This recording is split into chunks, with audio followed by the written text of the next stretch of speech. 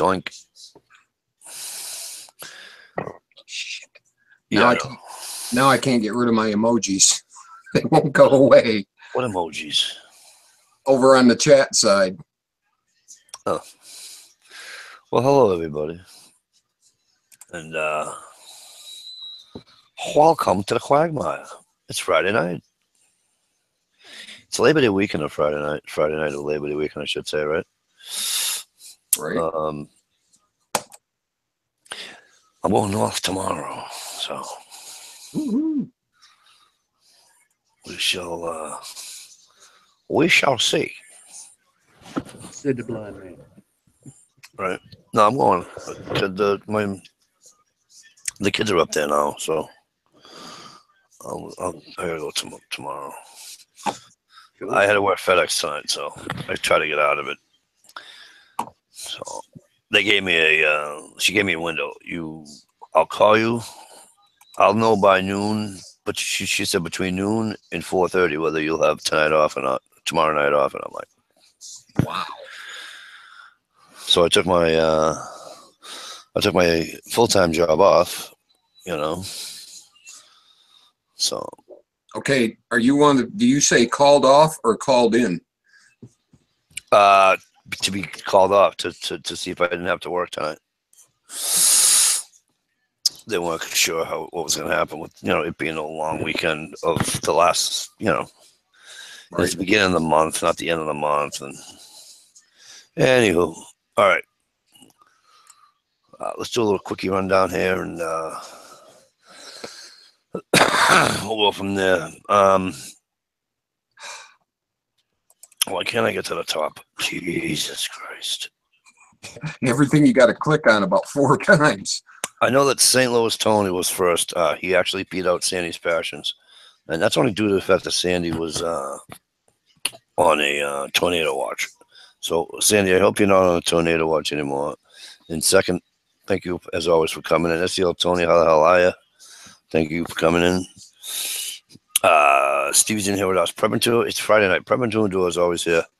Prep and good to see you. As is everybody else, right? Sandy's always here. And Mr. Bush, brother, how the hell you been? Wow. Ronnie Brown's in the house. Ronnie, thanks for coming.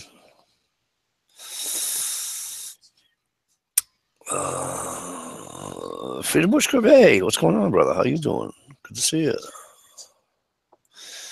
G Trapper, as always, is in the house. Sandy says the tornado warning is over, just lots of rain. Well, that sucks. We're supposed to get poured on Sunday, so thanks for sending it north. If the rain sucks, I mean, rain seems like a better option than a tornado. I'd rather have snow. That's just me. All right, and that's it. So for now, we got the regular crew here. Per usual, there are a bazillion other ones sent. I don't think my good buddy will be here tonight due to the fact that he's friggin' bear hunting. Yeah. So that's probably not going to happen. He'll probably won't be here.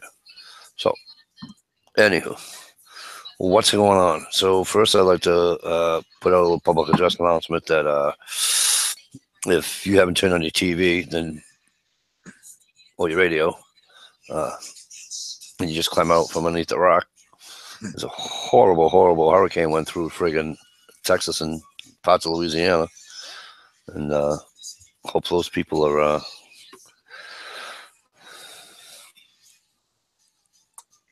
Well, whole thing works out well for them. Yeah, I'm watching TV and it's people helping people in these disgusting time that they're having down there, and I forget who just said it on television a little while back, but they said the worst things that happen bring out the best in people, and it's true. When something of this magnitude happens, it brings out the best in people, and I guess they're up to $15.5 million. One of the guys from the Houston Texans was just saying earlier.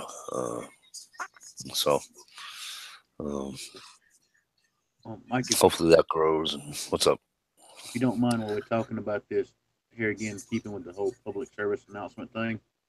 A friend of mine, a local firefighter, made me aware of it today. He says it's pretty much throughout the entire country. A lot of firehouses are taking in donations of clothes, bottled water, stuff like that. Just take it there, tell them, send it to Texas, drop it off, and they're shipping stuff over there. Awesome.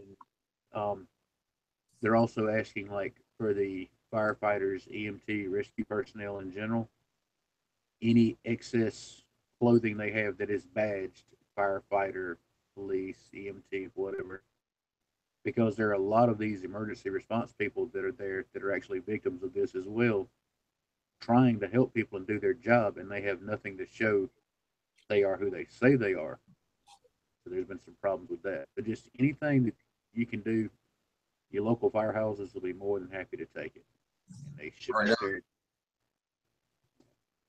And also what you were saying, the worst of times bring out the best in people. I don't want to go down the rabbit hole on this one, so to speak. But like you just said, everybody's helping everybody. There ain't none of this, well, you're black, fuck you. There ain't no, you're white, fuck you. There is no color, racial BS right now down there. It's grown folks helping grown folks like it ought to be. Right on. Personally, it sucks that it takes something like this to make it happen, but I'm proud to see that the racial crap ain't there right now.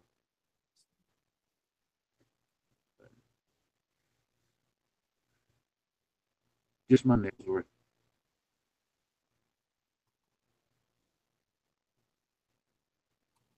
Mike, I think you've muted your headset or something, bud. I see your lips moving, but I don't hear squat. How's that? That's There you better. go. All right. So here's a Richie will tell you. I mean, he's he lives in the commie state with me. Back in the day, um, you broke down or whatever, or you could actually hitchhike, um, and people would always stop. If you broke down or whatever, or it was you're on the highway. Your best friend was a trucker. A trucker would go by and get somebody to see. We didn't have cell phones, and he'd calling in for you. And Oh, yeah. Somewhere along the line we got away from doing that, and society says, "Oh, there's bad people. Don't stop. Don't do this. Don't do that. Don't help your neighbor." But now, thankfully, something horrific is this friggin' hurricane, just ruining a huge amount of people's lives right now, and people are just helping people out. There's got that TV. I don't know if it's a national commercial or not, but they got the TV commercial with like 5 guys in their fucking undies pushing a pickup truck out of it, trying to get a pickup truck pushed out. Shit like that. I don't know. not that he deserves any specialized recognition, but you've got a lot of folks here from YouTube that are close by to all that and are able to help. Matt Right. from Demolition Ranch is one of them. Who is? Matt, Demolition Ranch. Well, he actually runs Demolition Ranch, Off the Ranch, and I don't forgot. Oh yeah, Vet Ranch. That's it, because he's a veterinarian by trade. Okay. But he's primarily a gun channel on Demolition Ranch, and Off the Ranch is kind of like a homestead log thing. And anyway, he's got 3 channels. He's a good dude, and he's actually gone there to all that mess to try to help out with the boats and the jet skis, helping get people off of house roofs. And Yep. That's the sort of thing people need to be doing. If you're in a position where you can get there and help, do it. Right on. Because God knows if you were the one standing on the roof of your house looking at everything you own floating down the fucking way, you'd be grateful as hell to see some stranger roll up in a damn John boat and say, "Hey, dude, you need a ride?" Richie remembers the hurricane, blizzard of '78. All right. People were snowed in. People actually, Richie, what was it? Like 12, 13 people died. Yeah, something like that. I was 8. Yeah, that was only 10, but we still remember it. But people got stranded and everything. And again, no cell phones, no nothing, no.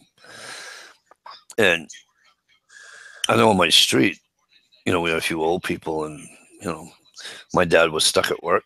And he called my mother and he said, "Make sure Mikey goes down the street and helps, shovel people out." You know, and I must have shoveled my driveway with my dad when he finally was able to get back from work. I must have shoveled my driveway fucking 8 times.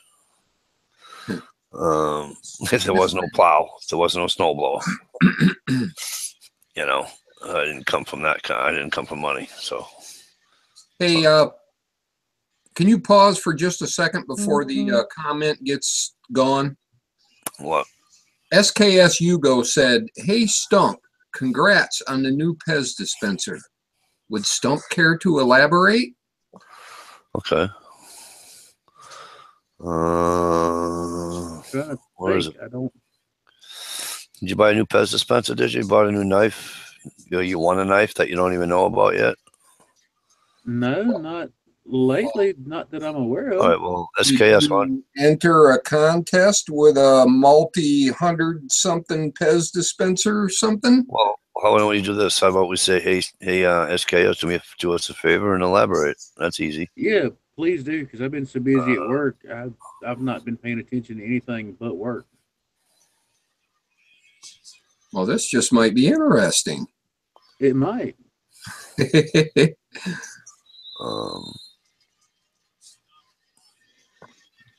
Yeah. So I mean, it's people were.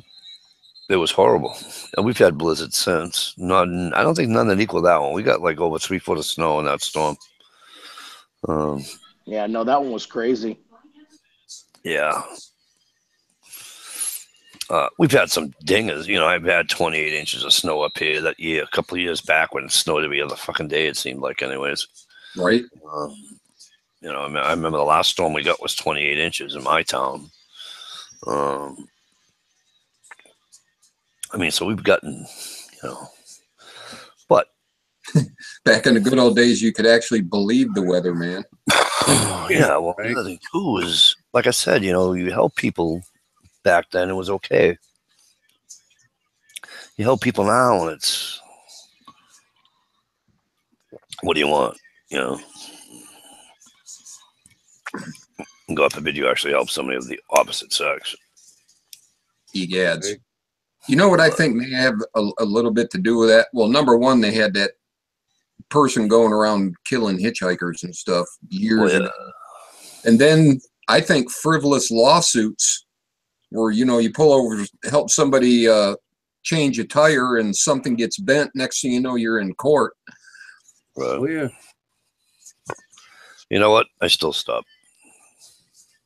Oh, I do too. I still do it. Hell, I do it at work, especially like if it's raining, like, what was it? Tuesday, I think it was. I'm cruising down the road, big load on the damn low boy. I think it was somewhere in the neighborhood of 130, 140,000 pounds. It's pouring down rain. There's this old lady. She's out there, with a damn grocery bag, plastic grocery bag, trying to use it as an umbrella. What? There ain't shit for 20 miles in any direction. House, nothing. I'm trying to figure out where in the hell she come from, I pull over, hit the window, shut the truck off so she could hear me. Ma'am, you okay? You need a ride somewhere? Need to make a phone call? Want to get in the truck out of the damn rain? She told me thank you. She crawled up in the truck. Well, I had to help her get in the truck because, hell, she was in her late 70s. And I took her probably 40, 45 miles on into the next damn town. Hey. She got in an argument. This is the part that's kind of fucked up. She got in an argument with her husband, who is 82. And she come up with the brilliant line of, well, stop the damn car and I'll fucking get out and walk. And, Oops. And Grandpa called her bluff. And like a good husband, he did what he was told. He pulled the car over and told her to get the fuck out. Yeah, but she said when she finally got home, she was gonna kill his ass. Yeah. Hello, V-Borg 001. How the hell are you, my friend? Great to see you. How you been? So what did SKS say? He did not. He disappeared now. Yeah. Fucker. No, he didn't. He said, I think he just said hello to V-Borg. Oh, there he is. SKS. Holy crap. Hey, Stump, congrats on a new Pez dispenser.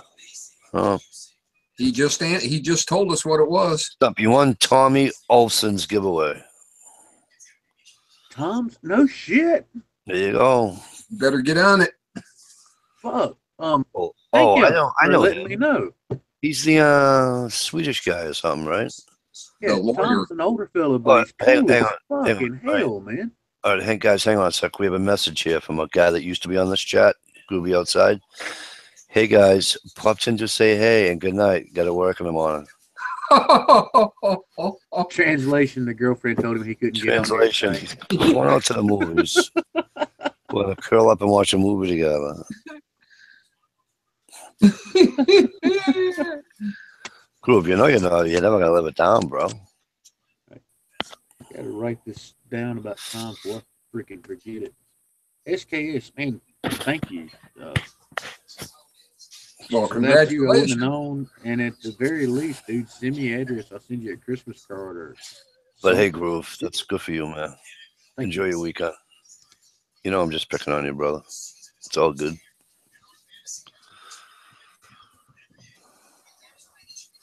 Hi, baby. Oh, and she is present. Oh, the missus? Yeah, she's going to work. Hi, Ms. Groovy. Oh, I thought you meant mine. And No. yes, she's here. I see what he says. Oh, so don't lie to us. Can she hear me right now, Groove? Groove, unplug your headphones so she can hear me. Right, unplug them so she can hear me at least too.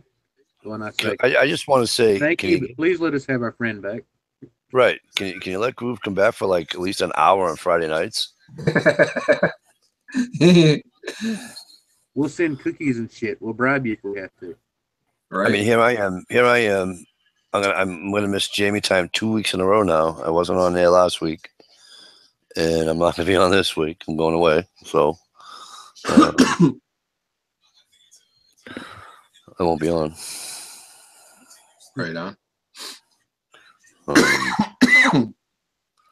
But you've been going for like a month or better. A month of Fridays, so to speak. Yeah, you know what I mean. In more ways than one. But it's all right. Sure I to see how God, it you is. knocked the new off of that thing by now, dude. I mean, come on. Speaking of Freedom Bushcraft, Freedom Bushcraft, Al, are you still here? You guys got to go check his channel if you haven't already done so. Who's that? Alan's got a great channel, Freedom Bushcraft. Oh, hell yeah. Absolute great channel. Al, you still here? Yeah. I just wanted you to answer me that way. People couldn't understand who I'm referring to. You know, you guys click on his channel if you're not already a subscriber. Go check his channel out. Really cool channel. Really, really cool channel. Really cool guy. Right on. Hey, Shalisa, how are you? Thanks for coming. Who? Miss Shalisa. Oh, hey, lady. What's up? She's burning up the fat wood logger she found. Atta girl. Did Enjoy it. you happen to catch one of her latest unboxing videos? I was trying to watch it today, and then I pressed play, and then I looked at the clock. I went, "Ooh, I'm late for work." So I shall do that in the AM. It's worth a look. You got a beautiful. It looks closer to a tomahawk to me than a hatchet. Oh, really? So I got to get one. Oh, shit. I got my southern brother calls me the tomahawk, and I want to get one so I can take a picture of it and use that as my icon. You know, maybe use it as my wallpaper.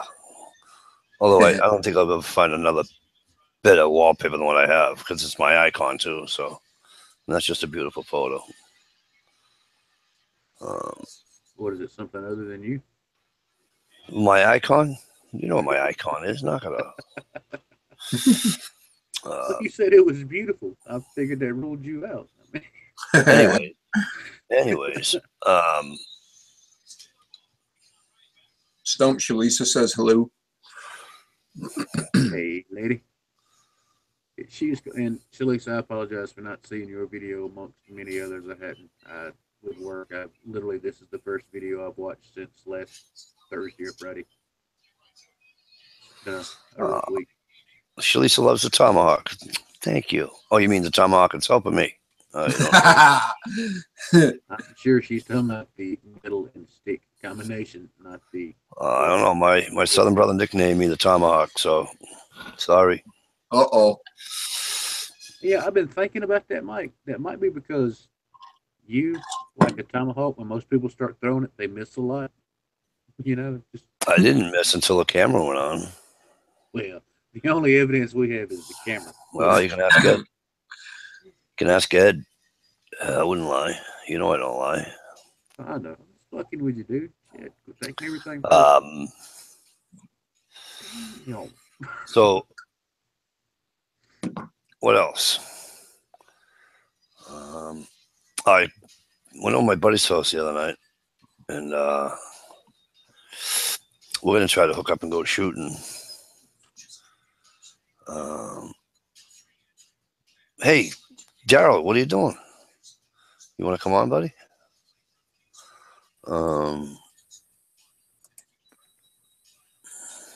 Daryl is in camper. 39. Yeah, he's getting prepped. Well, actually, right about now, he's probably sitting around a fire with a cold bottle of suds, getting ready for his trip. Yeah, I know he's going on a trip again. The bastard. Yeah. I just watched. And finally, he finally produces a friggin' long ass video. Thank God. John the M.I. Woodsman.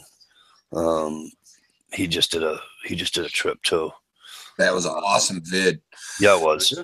I love long videos. I don't care what anybody says. I like long, especially obviously somebody I like. So I'll tell you what, I'll sit there for 2 hours. You know.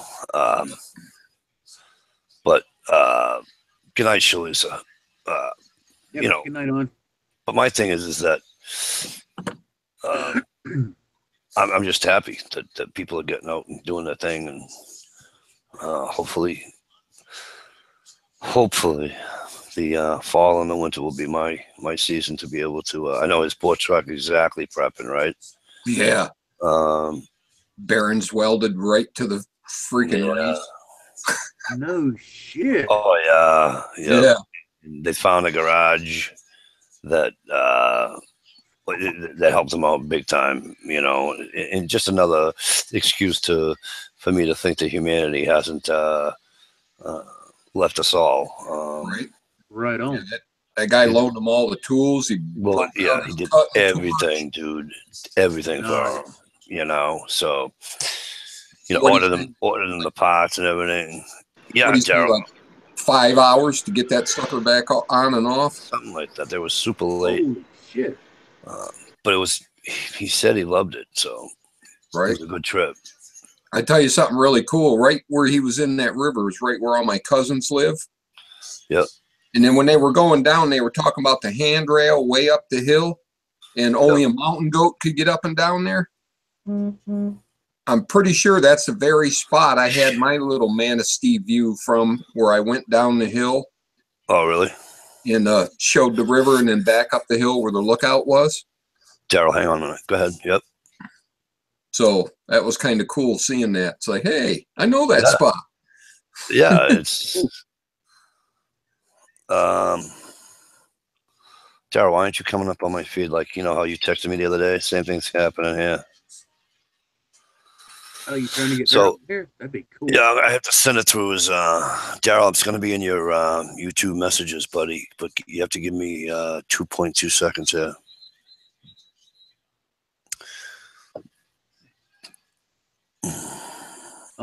funny you mentioned 2.2 seconds, and I know this is extremely off topic, but I'm somewhat of a gearhead, and I know there's a few people out there in the external that are too. In case anybody hadn't found out about it yet, Dodge is releasing something to make the Hellcat look like Mickey Mouse. Oh, Yes, they're releasing something they call the Demon. The Demon is a full-blown production drag car. oh, In Guys, the computer, you put it in everyday driving mode, and it's just shy of 700 horsepower, capable of 0 to 60 in 2.3 seconds. let me interrupt you for a minute. How do you send a message nowadays on fucking YouTube? Fuck if I know. yeah. This would be a good tutorial for me because I need to know for Tom. It won't let me send Daryl a link through a message. Oh shit! And I believe the horsepower is even more than that stump on the Demon. Yes, NHRA has banned it. Yeah, because it's ridiculous. Yeah, you flip the switch to race mode. And Steve, this is a car rolls out of the factory, a production car. Hold on one sec. Mike, just go to his channel and then PM him on his About page. Okay, you're not listening. I did that, and you can't do it. Are you kidding? Daryl, listen to me. On your thing, go to the discussion. It says home videos. On your own page, it'll say home videos, playlist, channels, discussion, and then about. Go into discussion, and I linked it in there. All right. But yeah, the Demon, this thing rolls out of factory. It already has established itself as the the country at least, I think the world's fastest production car. Yep. When you flip the switch to actual race mode, there are videos of this thing out already. Quarter-mile track, toting the front end. Tires off the ground at launch. Really? This is a walk in the dealership, lay down your money, and they hand you a set of keys. What kind of car is it? Race car. It's the Dodge Demon. Oh. It looks like the Challenger, but they call it the Demon. Yeah. Oh. And it's stage. It's two when you're in race mode, and actually it comes with two keys. You have a key that you can drive every day on the road, and then there's a second key when you want to go into race mode. And this thing pre-stages itself. It has the you know how you got the line lock where you can freaking lock, where you can do the burnout. It has that built into it. Yep. What's this like? I'd love to have one. What's this? 70 grand? Oh no, it's like 85,000 is MSRP, and Dodge said we can't stop any dealer from getting above MSRP because they're a hot item. All right, Alan. I wish you had more time. I'd like to have you on here one of these nights. So, right on. Frankie, hi. How the hell are you? Yeah. So great to see you. Somebody's got an extra 85 plus grand. You know, they're just looking. Digger Joe. Yeah. Yeah. That was on my radar before I had to buy a new truck. Yep. What would it cost you to build a race car of that caliber? Too much. I bet you a lot more than 85. Shit, yeah, of course it would. Hey, I will tell you one thing though, that my buddy that was over his house, you know, was his kid just like second year of college or whatever. You know what he got?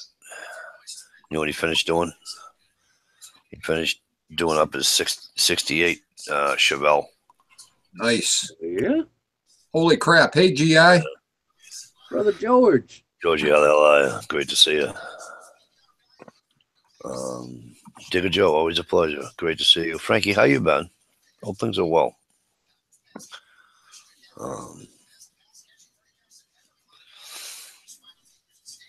So what kind of knife did you win? Oh, another public address announcement. Survival Lily is having an awesome giveaway. She's giving away a backpack with a solar panel on it to do all your charging for your phones and all that bullshit. You got to check it out. Cool. That's really cool. You got to check it out. It's pretty What do cool. you have like a 1 in 200 million subscriber chance? Well, she's only got 500,000 subscribers. No, that's all. That's not bad. You know. So, who won the knife there, Mike? Pardon? You were saying somebody won a knife? Yeah, you did. What kind of knife did you win? Not a knife. You talking about Okay, the thing let me, Tom? guys. I'm not playing a guessing game here. What did you win? I think Pez Dispenser. I think Nicole Simpson. What did you win? No, it was Tom. He was doing a subscriber thing, and I left a comment on it because that was one of the ways to enter. And I was in the truck at work waiting on the guy to fetch up a chain. Yeah. So I just made the comment, and there were multiple things, but the Pez dispenser. One of the things was actually a 100-round Beta mag for an AR. A what? 100-round magazine for an AR. The Beta mags. You know, Oh, nice. Yeah. Yeah, and he wouldn't get blocked. Wink named it a Pez dispenser. Well, that's not a Right Pez on. dispenser. That's a fucking. That's a I thought you meant it was a knife, like an OJ knife. Pez dispenser. Oh, I'll flip the old head back. I got you. I like that. Oh, no, you guys don't catch on too quick, huh? All right. We're on the normal part of the world with everybody else. Wow. That's awesome. Wow, Richie and I are in the normal part of the world. Damn right we are. It's a great state to be in if they just eased up a little bit with the rules. Yes, there you go. You got all them damn rules. Sorry, G, I had to. I can't wait to use that on somebody. I can't believe that's. I've never heard that before. You in the Pez dispenser.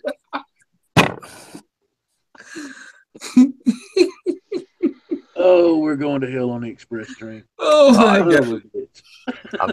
I'm driving the train, so don't worry about it. It's a train, so it's on tracks. You can't get us lost. Yeah, so see, Preppin's in New Jersey. So he's in the same boat that me and fucking Richie are. But anyway, He's worse than us. Yeah, pretty much. He's worse than us. You got to come up a little bit further north there, Preppin. Come up to us, but stay out in the western part of Mass because that's the best part of Massachusetts, in my opinion. Especially southwest, where Ashley's Falls is. Oh, I want to go live out there. And we got a little visitor in my town. People don't like to heed the warnings of bringing in your bird feeder come April. So let's feed the cardinals and let's feed this and let's feed that. And sure and shit, somebody come outside and this morning to those standing feeders. Yeah. They're on the pole. Well, the pole looks like this now. And yeah, it's a black bear coming down probably from Pelham, southern New Hampshire, and it's our little, And I know there was one here because he was in my buddy's backyard. So, people are all like, "Oh, hey, don't heed a warning. This is what happens." Right. Yep. However, out in the western part of Massachusetts, there are lots of bears out there. And it's a beautiful area of the state. Not that my state isn't beautiful. I mean, not that my area of the state isn't. But you go from, let me see, you're just outside of Worcester. And south. Where I'm at. Yeah. And then go south or west, either way. It's nice. It's nice out there. Except they talk a little funny, but they're all right. Really? You gonna pick on the way somebody talks? They do. They talk a little funny out there. Search Daryl Camp on Hangouts. Dude, I did. I sent it to you on the discussions. I went to 39 Campus page, and I put it under the discussions. Go to your own page. You're looking in discussions, bro. I don't know if I can look for you on Hangouts. Hang on. I'd open up a whole new another window on that one. Careful, don't push that magic button. What's this button do? Right? What's this button do? Yeah, fingers crossed we get this thing figured out and he gets to come on here. And he's got his puppy with him. Right. He's got like the coolest fucking pup I've ever seen, dude. Or one of the coolest. Google Plus Hangouts. Once again, you have to learn your way around YouTube because they changed everything. Oh, yeah. Oh, what is this? This is nuts. They changed Hangouts too, Richie? I don't know. I just click on when you send the link, and I just click on it What? on the camera thing. For the record, well, How do I get the puppy off my screen here? Good luck. I couldn't even get rid of the emojis. Christ. I had to close the whole damn window and come back. See, I don't do it from a computer. I do it from an iPad, so I don't even know what you're talking about. Right. You're not missing much. I hate computers. All right. Hey, text me.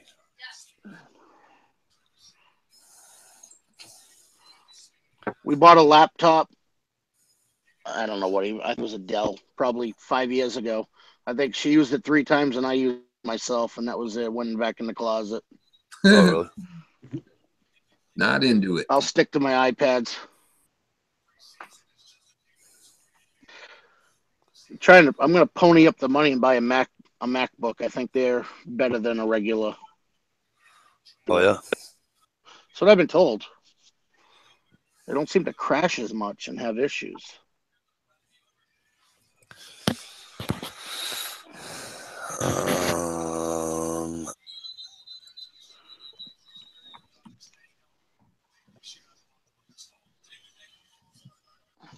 Hey, Miss Dish. Hey, Dish, how are you, sweetheart?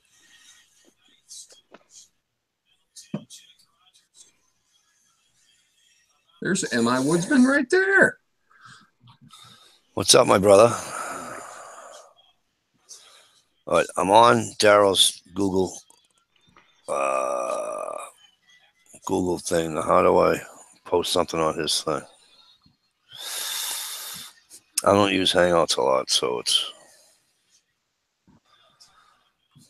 Daryl. I'm trying here, kid. Discover communities, profile people. That's me. Home notifications.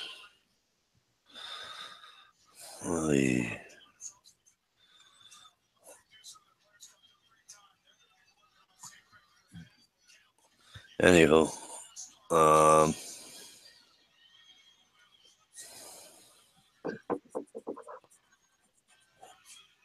I'm sorry, guys. I'm trying to do 3 things at once.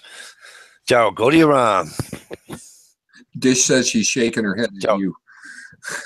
She's always shaking her head at me. Just glad to see you. Good to see you. Daryl, go to your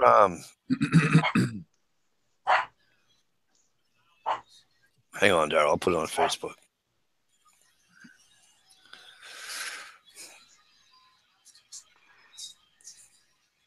Mr. M.I. Wisman, how are you?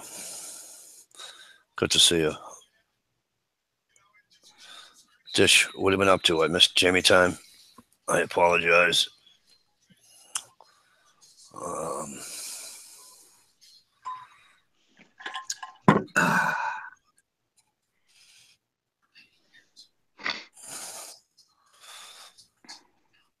Let me say something. Do I have to say everything? No, here's a cool one, Stump. You fucker. Is that awesome or what? My new magazine would fit in that. I can't lie. That thing's pretty cool, man. What's Hell up? yeah. That magazine he won. Looks like I was talking about the magazine rank you got. yeah.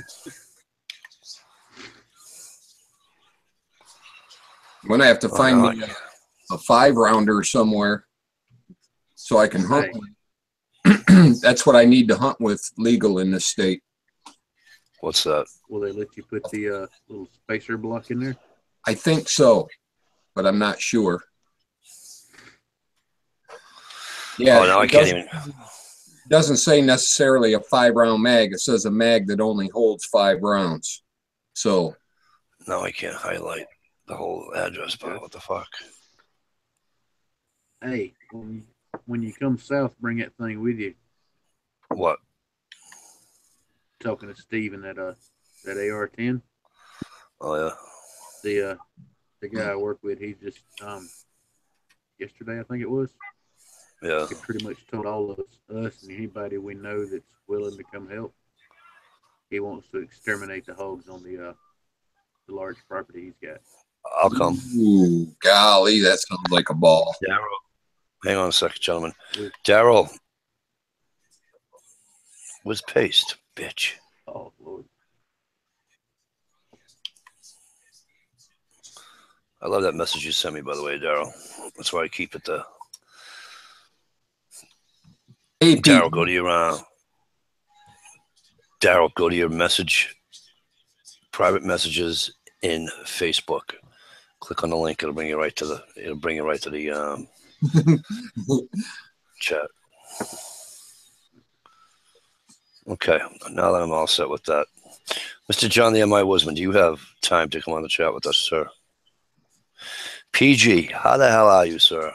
Right on. Great to see you.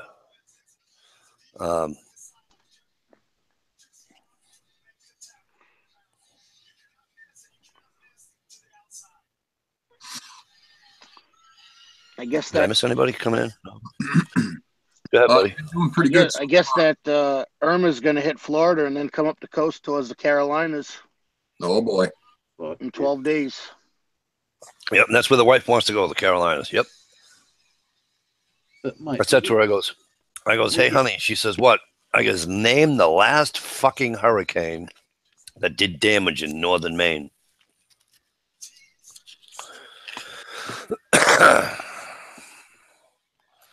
You know what I mean? Oh, you're on your phone. Your computer sucks. All right, bro. There he is. There he is. You know that you're always invited on here. You know that, my friend, right?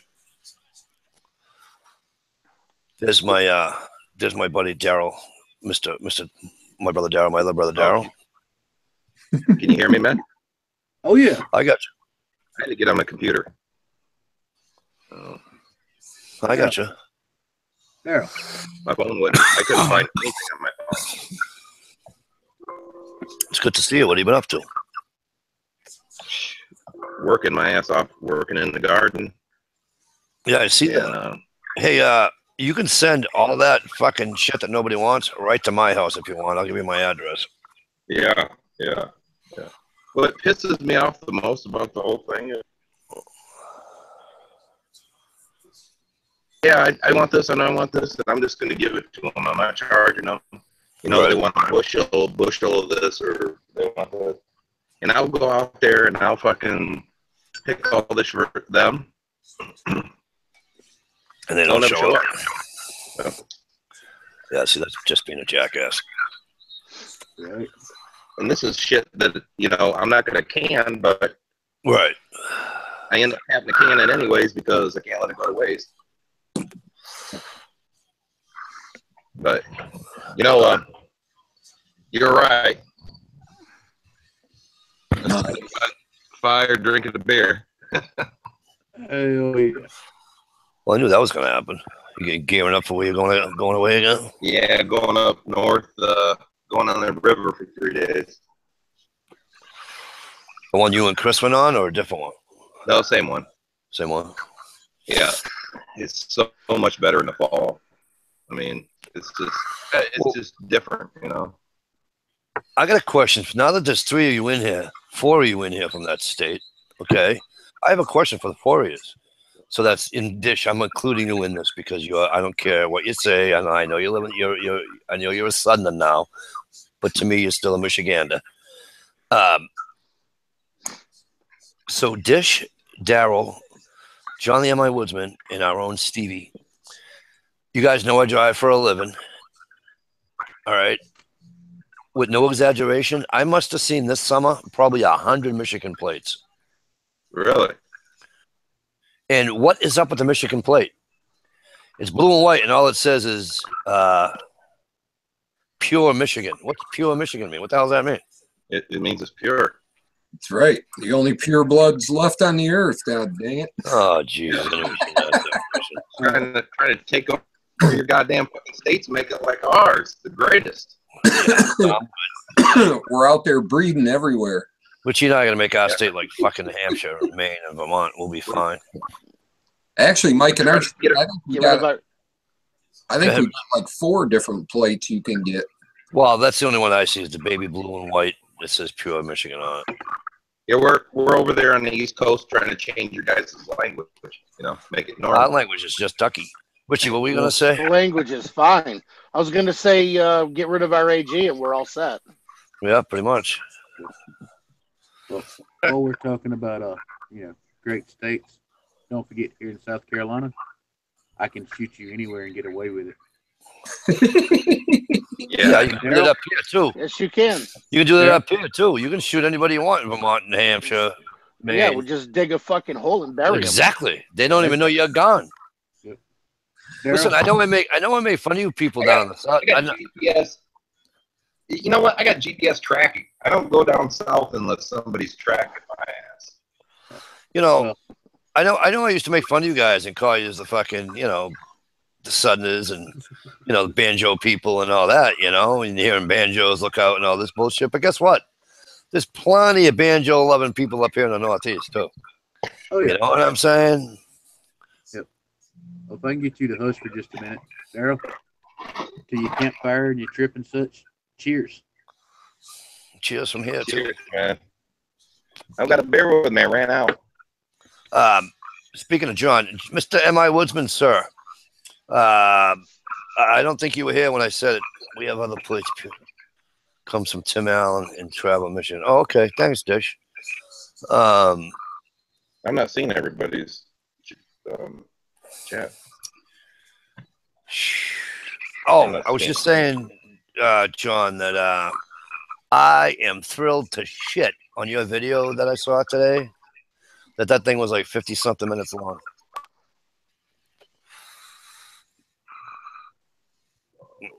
Yeah, he kept saying, well, I'm just showing the river. It's like, dude, just show the river. That's awesome. Exactly. That looks like piss of timing. And I hear you about not wanting to freaking camp in somebody's backyard either. That kind of sucked, right? That would have sucked if that happened. But hey, you get out there and it looks like you guys had an absolute friggin' blast. And I know Daryl and Chris had a blast, and I'm pissed off at Chris because he flew out to you this time, right? Yeah. So I can't yell at Chris for driving by the highway, going right by my house. So, no, we're going the main here before you want that. Are you? You gonna let me know when you come? Yeah. We'll let you know when you come. Even if I know people's itinerary is so like when Mark came, he only had a short period and he had to go eat. You know what I mean? Yeah. That's why I was talking to Shane. I said to Shane, I says, guys, I'll drive. I'll meet you in Boston somewhere. We just have a cup of coffee and call it a day. I'm not. Oh hell! I didn't want them to come off the beaten path. You know what I'm saying? Yeah. When we come over there, we want to just we want to see stuff. We don't have it. We don't got a big adventure planned or anything like that. We just want to come over and see the East Coast. Oh, Daryl, I know you can't see the the external. So I have to read this one to you, okay? Yeah.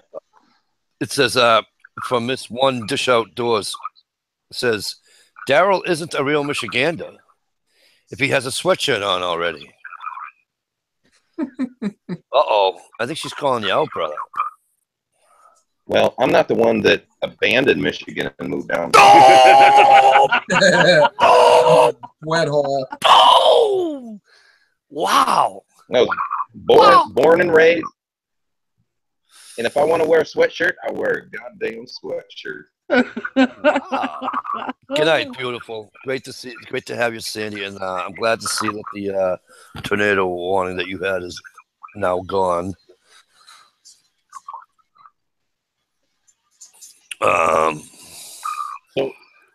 So who else in the panel here is from Michigan? Who else on the panel? Just Stevie. Yeah, you're on the panel. Stevie? The only one that, Steve's the only one who is from Michigan. Where are you at, Steve? About 30 minutes south of Flint. Oh, 30 minutes out. You're just north of Grand Rapids? No, I'm a lot more east than that. Okay. All right.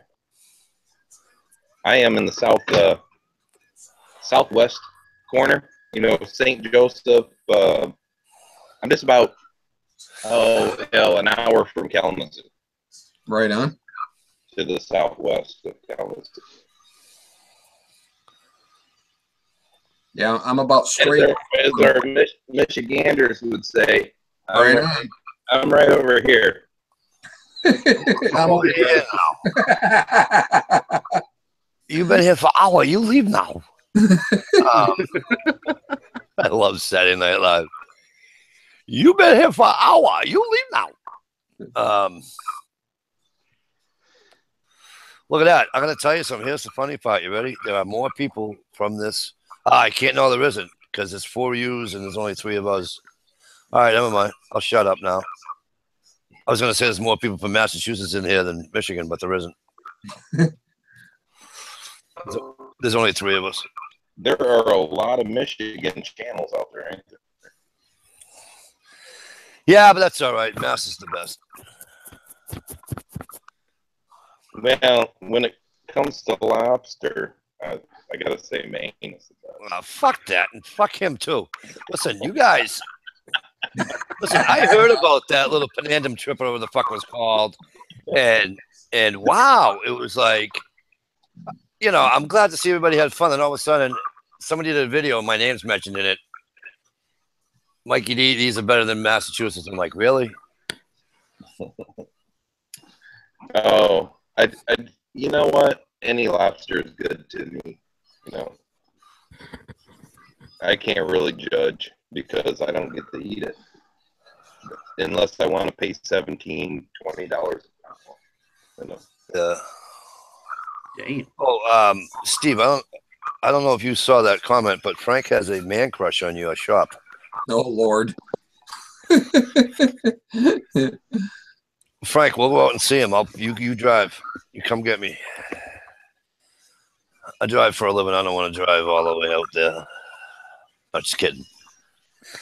See, my thing is, I drive out to Michigan. I'm fucked. I'm gonna need 2 weeks of vacation or 3 weeks of vacation just to hit everybody out there, for Christ's sake. Yeah, you'd have to drive out here and then stay a night and then turn around, and then you'd be here 2 weeks. Well, no, it wouldn't take me that long to get there. It's just that you're there, Stevie's there, DMI Woodsman's there. Oh yeah, this is no longer there. That's right. So just the 3 of you. Yeah. Shalise is over here.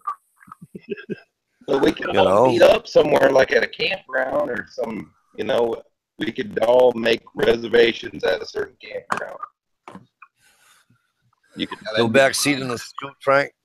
Drive in, fly in, bike in, hike in, however you want to do it. Hell, I'd even be game for something like that. I ain't from nowhere near up north. Well, he's almost down to Kentucky. Fuck you in Kentucky. Bring your ass across the Mason-Dixon line. Come on up to the Great White North, man. Yep, northeast, the Great White North. I actually headed up north come February. Yep, he's going to Yankee Land. Yeah, I had to buy new boots when I get home, burn those because they've been contaminated, but it'll be all right. Yep, just ask. He's coming to a fishing derby. Yep. In February. Where at? What state? New Hampshire. Yeah, New Hampshire. Hampshire fishing derby. Yeah, we have a New Hampshire has a statewide ice fishing derby. Ooh, I'd do something like that. And this is quite literally going to be my first time ice fishing and being that far north other than just rolling through the interstate. So Stump on Ice Part 1 should be fucking hilarious, to be honest with you. Right. Especially when you made fun of me for why would you sit on frozen water and then heat a tent with on frozen water? It still don't make sense to me to build a fire on top of a goddamn ice cube and the fire don't get because the ice cube is fucking 18 inches fucking thick. It's fire, dick. It melts the ice. It takes days to do that. Yeah. You ain't never seen what I call a bonfire, have you? 18 inches thick plus 80 to 100 acres wide. Again, you boys ain't seen what I call a bonfire. Yes, I have. Trust me. No, but it's. Don't forget your snowshoe, your show shoes. Yeah, I don't own shit like that. You'll appreciate that fire when you get up here and it's cold. Fucking right. Oh, it I ain't don't warm doubt up here. that That's what shit it is. at all, man. Yeah, so Daryl, the Fat Man came up last year. He stayed with the working class woodsman. NH Trapper met us over there. He lives in New Hampshire anyways, but obviously, right, NH.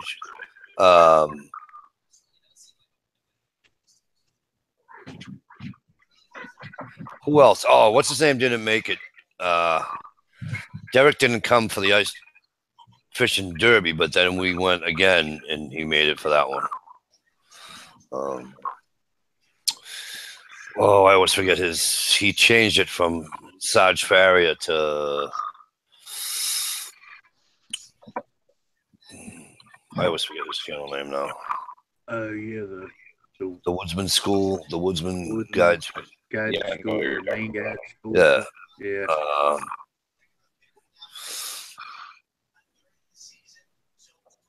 He thought it stood for not happening. Yeah, pretty funny. She's always picking on me. She knows I'm sensitive. Who's picking on you? Dish. Well, yeah. I don't know why though. You know. How many of you guys lose all your ladder? Here's a reason that some bitch is bright on. I always lose my ladder. Bright green this month. Well, you know, along with the freaking tape I keep losing. Yeah, I would venture to say that your average big style cigarette lighter is probably the most lost and the most stolen fucking item on the damn planet. Oh yeah. Yeah, my wife would agree. I steal everybody's lighter. There you go. I wake up in the morning, I got like 6 lighters in my pocket. That's how it was when I can't even find my original one. The original one that I had, that's gone. I don't even know what that is. John, Mr. M.I. Woodman, sir, if you go to your Facebook messages, click on that link, bring it right here. I had to email it. When you bring it up, it gives you the option to email it to them. Oh, I don't know. Oh boy. All you have to do is click that link. I know, sweetie. It's all good. Dish. Not happening. I got you. I'm just trying to get him to change his name from NH Trapper to NH8, but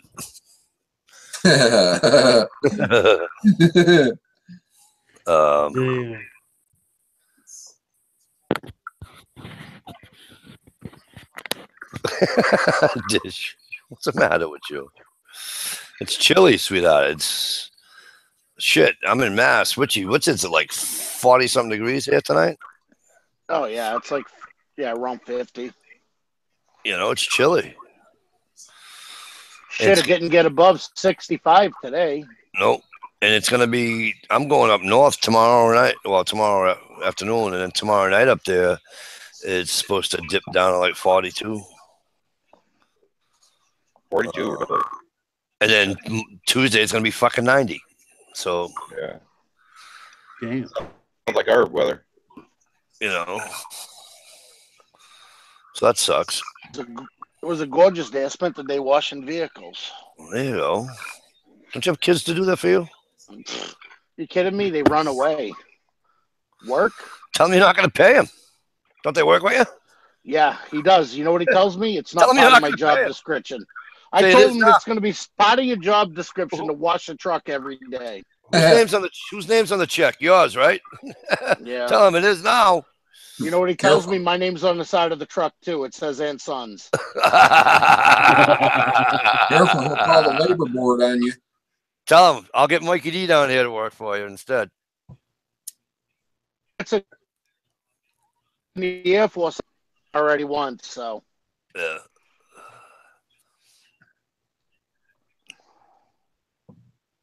Which I gotta get kids down gotta there. love them, dude. I tried get to down there, get my Richie. old lady to let me out to come see you that night when I was up there, and she's like, "Are you fucking kidding me? We're on vacation for a few days. And you're gonna leave me You're in gonna go fucking visit your home? buddies? Yeah, you're gonna leave." I said, "I'll leave the gun with you. I'll I freaking would have venture came over to there you. without him." I just wish it wasn't a Friday night. I would have came to you. I know. I was at the courtyard, dude.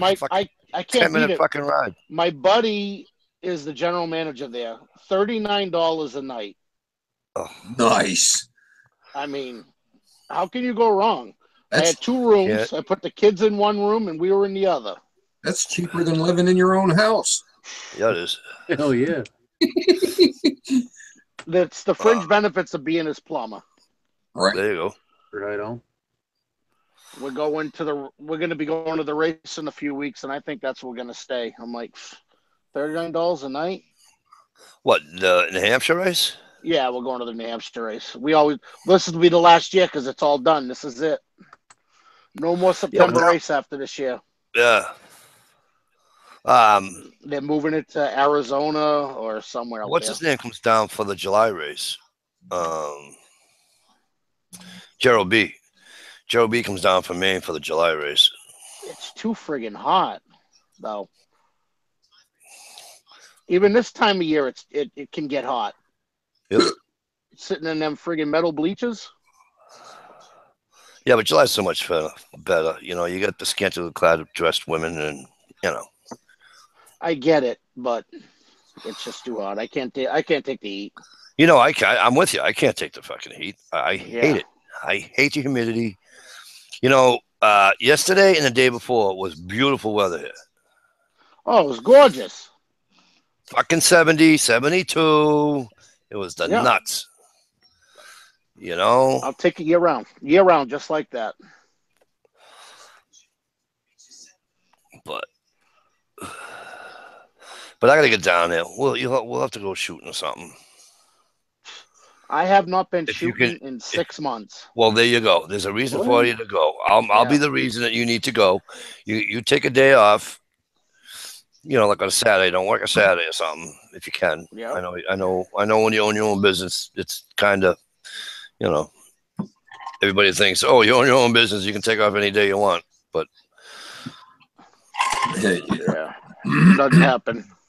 Yeah, people think that because you own your own business that you fucking get to come and go as you please. You know, you own your own business, you're the hardest working son of a bitch in town. Fucking right you are. You know, you better be, or you're not making money. Right. When I took this by the hour job, I couldn't believe you got paid for staying home a day or two, you know, every other month. Oh yeah. It's like, what? Now, Richie, true or false, right? If you and I lived down in Frankie, because Frankie's in here, if you and I and Frankie live down the south, and you know you're a plumber, and I'm a fucking carpenter, and let's say Richie's a fucking and Frankie's a mechanic, right? Yeah. What we make up here, we wouldn't make down there. No, Nope. I get 135 an hour here. Yeah. Yeah, but I bet your cost of living is a little cheaper down there. Here? No, down Oh. there. Oh yeah, definitely. You don't need yeah. much. Yeah. How come we never had- what do plumbers get up your way? Out in Michigan or down in the Carolinas? What do plumbers get down there? Around here, most of them in the neighborhood of 85 an hour. 85. Yeah. shit mechanics are getting $100 an hour nowadays? Well, see, I get 135, but that's two guys. I mean, my kid's always with me, Right. and Right. first hour is always 135, and then if I'm doing stuff that's just one guy stuff after the first hour, I charge 95. Yeah. I'm not far. I'm in the ball game, Right. and like I tell them, you got two guys working, it's going to go faster, and you're paying for the second guy. Right. Oh yeah. Now, Richie, do you do new home construction and all that? No. Just I do mainly service work. That's where the money's at. Yeah. Service work is where the money is at. It is. New homes, you don't make shit. Mr. Jeff X, how are you? Now we're tied 4-4 because Jeff was part of Massachusetts, so we'll consider him like Dish. He's part of. You gotta be so competitive in new houses that it's not even worth it. Yeah. Well, when you're doing new construction, especially the plumbing, if you're not careful, you leave the job owing fucking money. Yeah. Oh yeah. And then it's always the fight, if it's always the fight because the heating guys will say, the guys, the heating guys that aren't plumbers, like they're putting in all your trunk duct and all that, right? Yeah, HVAC. Yeah, they want to get in there before the plumbers, and the plumbers want to get in there before them. Yeah. So that's always fun, but it's definitely an argument. Oh yeah. Yeah, well that's it. You just try to race to get there before they do. And all y'all knock the carpenter's crap right out of the way, so shut up. And if a goddamn electrician gets in the way, we just cut his shit. Get the fuck out. Oh, they don't need that. Yeah. They don't need that. All that floor joist. Just put a big damn hole in it. Daryl, you got shorts on? That's the cool part about being the truck driver. I just deliver the shit, and y'all can argue about it later. Yeah, you're right. Right. Yes, Dish, does have shorts on. I had a plumber that I know that freaking put a 4-inch hole through a bottom of an LVL beam. Nice. It cost his boss some money to replace that, let me tell you. Oh, he's like, I can't do that? No, you fucking retard. You can't cut in. You can't even put a freaking 1/2-inch hole in that thing. Idiots. Yeah, shorts. See that? Shorts and a sweatshirt. People make fun of me when I do that around here. Dude, I live in shorts. I don't even own pants. I know. I haven't worn shorts because of my fucking whatever that fucking rash is called that I got. But yep. I haven't worn. It still hasn't gone away? No. I put the cream on and I do my thing, and now I got a legit hole in the bottom of my foot because I take my fucking sneaker off and I go outside to the corner of the concrete steps and I go like this. So I just rubbed the fucking blister like you've never seen. A dime size fucking hole in my fucking foot right now. Sucks. Are you still moving or what? Yeah, I just don't know when. I was supposed to be out of here yesterday. Oh, nice. Surprise, motherfucker, I'm still here. Are you going to Lowell? Is that where you're going? No, I didn't get that house. I didn't want to go to Lowell, and then I found that house, and I'm like, I kind of like this house, and but I didn't get it. You were buying? Yeah. There's only a couple of parts of Lowell I'll move to. Yeah. I'll tell you, it's tough to get a mortgage nowadays up in this area. It's not that it's the mortgage that's killing me. It's only me. It's just it's a shit show, and I should have been doing this a long time ago, but I don't know. Well, I tried to refinance recently, and my bank turned me down. The same one that has my mortgage. They said you got too much out there with Yeah, you get your business stuff. right. I'm It's like, well. Now, see, what's that's where we differ, though. See, it's probably a little easier for me because it's harder for people that own their own business to get mortgages and loans than it is for people like me. That's what oh my yeah, mortgage I'm guy sure. told me. That's what my mortgage guy told But me. my point is I'm already making the mortgage and I'm making the payments every month. Right. All I'm doing is saving myself money is what I'm doing. Yeah. I don't want to do it. Tried to lower the interest rate. Yep. You guys want to hear a funny story? Yes, sir. I'm listening. Okay. I've always been a tent camper, you know. I've always had a tent. Never had a hammock before in my life. And I got a tarp from Bruce over at Nature Calls. Yep. And he sent me a hammock. Did he? And he says, try this out, you know, do this.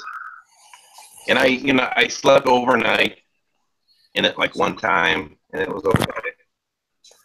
But I took it on one of our first Manistee River trips. And we get to our first camp, and we're drinking, you know. You know when you get to camp, and it's been an adventure, and everybody gets their stuff set up, and got the fire going, and everybody's just, okay. And everybody's pulling some type of bottle out of their freaking coat, you know. Like 7 different alcohols. And I don't know if you guys are familiar with the Grand Truck Skeeter Beater. It has the skeeter net on top. Yep. So you kind of got to zip in and get in and then zip it. It's all connected. Well, that night, I went to bed and I got in and I flipped all the way around in the hammock. And I was hanging from the skeeter net. And I was so drunk. I was like, help me. Help me. I bet you for like 20 minutes I was hanging in that skeeter net until somebody come up, man. It was, yeah, them are good times. I mean, well, look at the bright side. In the river. Look at the bright side. If you had a piss, you could piss with a spoon. yeah. You know what I mean? That's the thing. You ain't had a good time till you piss a hammock. No. Right. But that's my funny story. Bird dog. Hello, beautiful. How are you? Great to see you.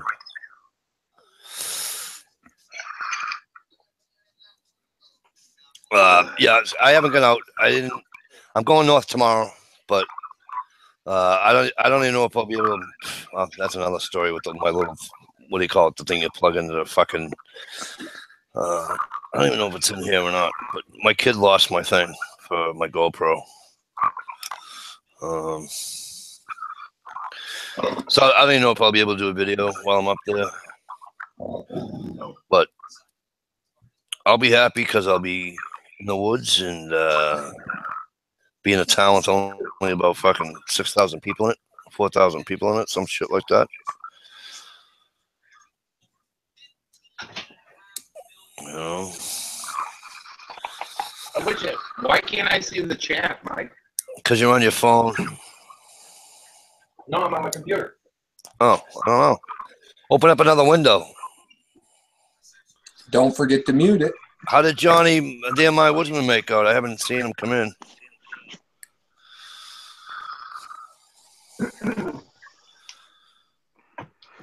Mike, how much has gas gone up in your area? I haven't even looked. I just saw it on the news tonight, Richie. I'll let you know. Ours is up to $2.50. Up to $2.50, asshole. I've been paying. What have we been paying, Richie? $2.29. Well, no, my area is a lot lower. I was paying $2.14 at Cumbies. Oh, really? On Monday. Today it's up to $2.44. Yeah. See, he lost my SD card. Fucker. Is it on? It's been on up that much, Richie? Went up 30 cents. That sucks. It'll come back down again. Don't worry Yeah. about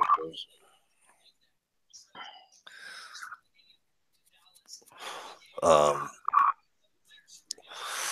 Preppin says 267 in Jersey. Yeah.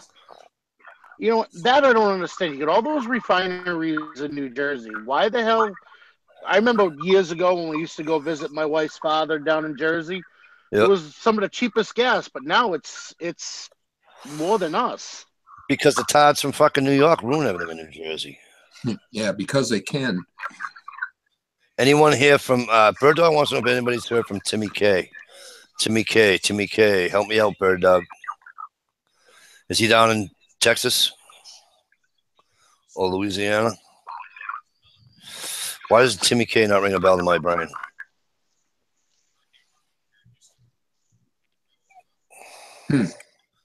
Island Pond, Vermont, population around 800 in the winter. My sister lives in Sunderland, Vermont. Population is 800 all year round. Oh, Timmy K, Lenny Kravitz. I have not, Bird Dog. That's right. He's down in Texas, isn't he?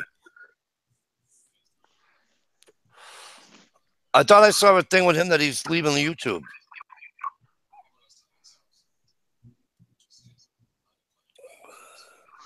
I thought someone told me he was leaving YouTube. I could be wrong. Yeah, PG, I got it. I know who he is. Everybody's leaving YouTube. I haven't left yet. You know, some people get so butthurt over shit. I mean, it's like it just chases them off. Yeah. Or me. You know who I miss is you know who I miss, Daryl? These guys may not know him, but you remember him. Piper Outdoors. Oh, Dougie. I miss him. I wish he'd come back, but he got in that riff with somebody over political chat, and that was it. Really? Yeah.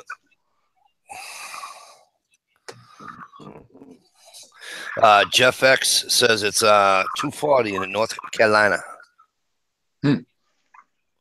He has a pipeline from Texas and have a ton of tankers. Yeah, Preppin', you know him? He did. He was great. I miss him. He was a great guy. I miss Shano. You know, Shane had a great channel too. I wish he'd come back. Are you on Instagram? Yeah, he's on Instagram all the time. Yeah, I see that. We had a great time when him and Mark came over. I mean, we just had yeah. Yep. You know, when they were on their way over here, coming over here, I was like, man, what am I going to do to entertain them? You know, it's like, you know, one's coming across the seas and the other one's from the East Coast there. And but, what are we going to do? But it just all fell into place, and we just had a awesome day. Yeah, they are prepping. His comments are awesome. Bird Dog, I know. We just heard that, and I just heard on the news tonight, and we were talking about that earlier. So why don't you, if it's possible, get the hubs and come north, where you don't have. Well, we have hurricanes, but not like you guys. You guys get fucking killed down there. You know. But please stay safe, young lady. Right.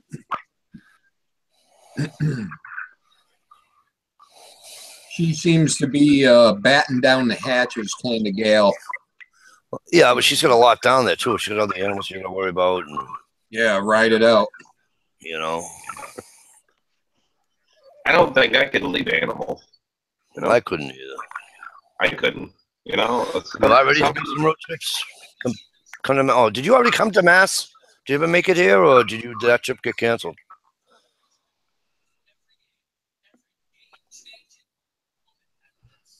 You know, my big thing with it is, and I get some people don't have the funds to get out, but you see something like that coming, why don't you pack up and just go? It's because some can't. I mean, like. Well, and I get that. Some can. I get that. Some of them people in Texas, they have, you know, whatever. They got cattle. They got, you know what I mean? It's like that's their livelihood, you know, and they think that if they stay and try to What I don't know, moving to higher ground. I don't know. I can't answer for them. But those that can leave, yeah, get the fuck out of there. Right.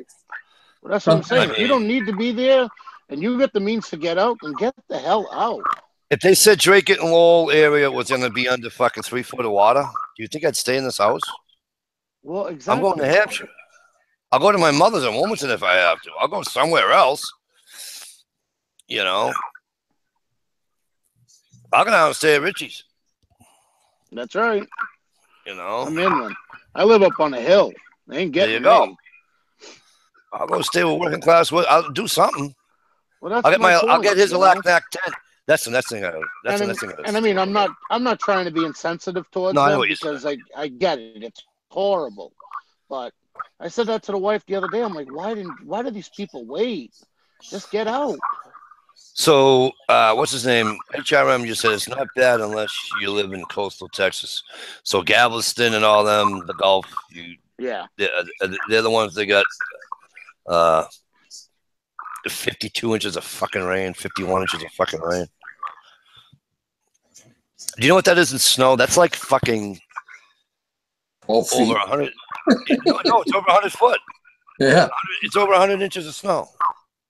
I forget the ratio from snow to rain. But I know it's a lot. You know, like I know like an inch of rain is like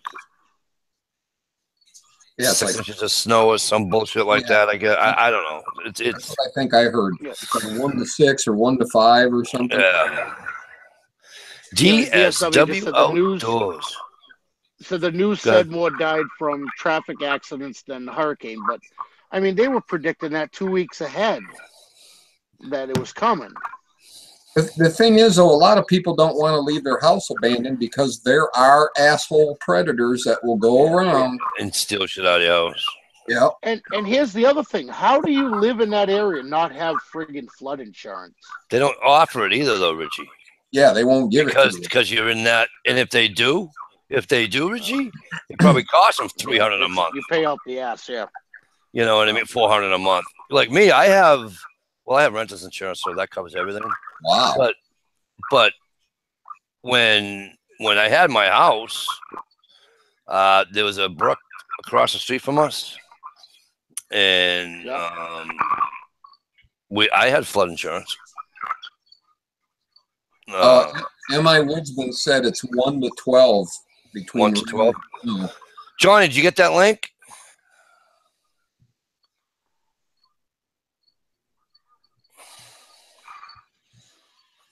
Yeah, so if it's 1 inch of rain, so somebody do the math real quick.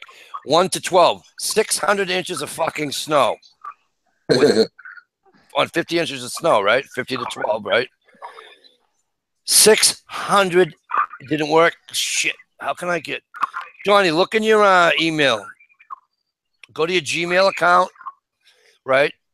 Just scroll down. I actually a bad bird dog do it this way too. Scroll down. And because I'm on your friends list, right, it'll have the little green camera lit up. Click on that.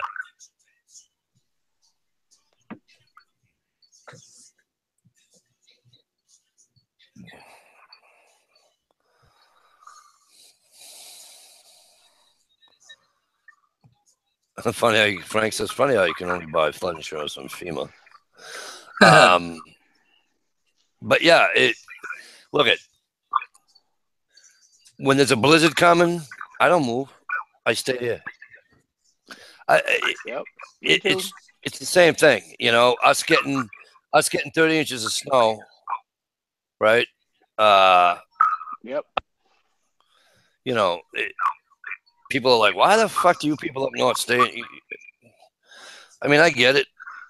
But I understand what you're saying, Richie. Like if I know,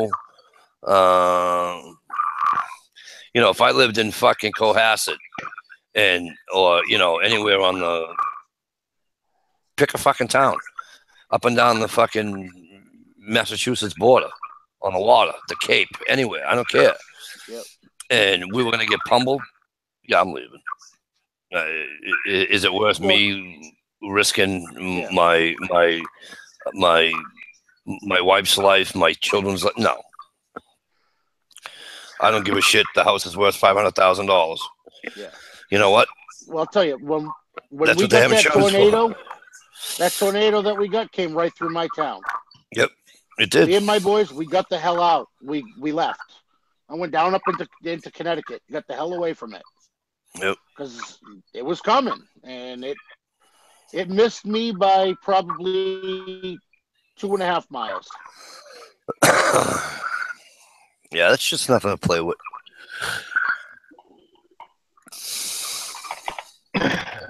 Man, the coyotes back here are just going nuts. Aren't they? You guys probably are not hearing them, but man, they are just yipping. I love coyotes. Listening to coyotes. All over the place, man. All over the place. My dogs, they just sit up here on the porch and just listen to them. They don't even, they're like, yeah, something ain't right with that.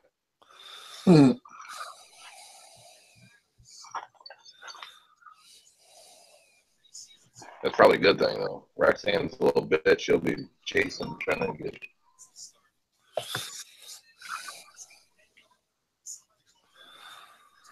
Well, I just hope everything works out well down there, Bird Dog. I hope it's not as bad as it's saying it's going to be. And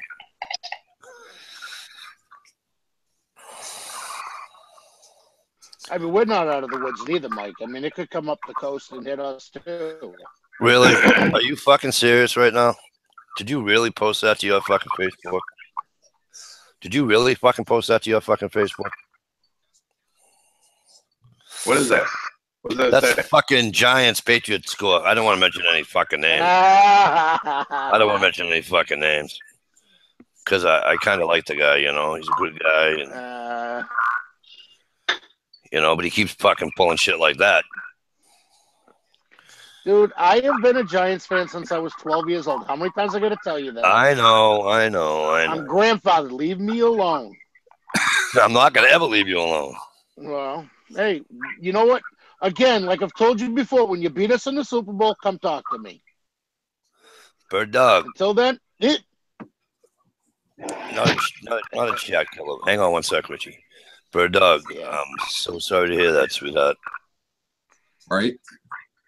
I was not on Instagram, so unlike this, saw it on Instagram. I did not. I'm sorry, sweetheart.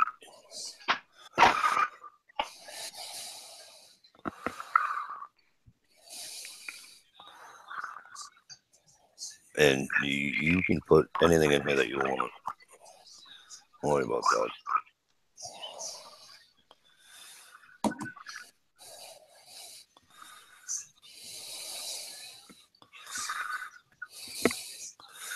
Because you the girl.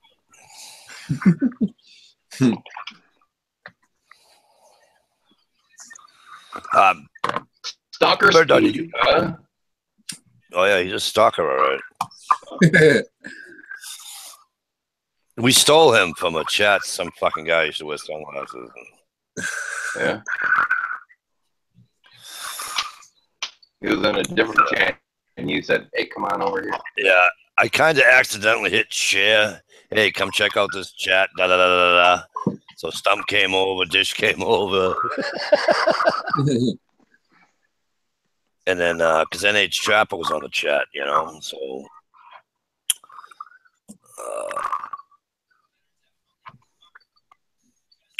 Yeah, then it just turned into a fucking freak show, and then all of a sudden we got Stalker Steve out of it. Had to go with the good folks. And not for nothing. You want to hear a good story? You want to talk about a good story, Daryl, right? Steve, what was your name before? Steve. So, no, what was your screen name? You jerk. My name, you jerk. Yeah, that's right. So, and then he had like this plain Jane fucking blue icon right next to his name. So he goes on Jamie time. You know how they are. Like, you've been there. Yeah. And so Michelle says, "Oh, you need to get this. You need to get that. Da da da da da da da da." Just trying to help the guy out. I'm not trashing Michelle. She was just trying to, you know, she was just trying to help him out. You know what I mean? Dude, I shit you not. We're on Jamie time on a Saturday, right? I think it was the next morning or the next afternoon. It went from Steve with a blue icon to Stalker Steve with everything. And I'm like, wow, little whip diet there, sir.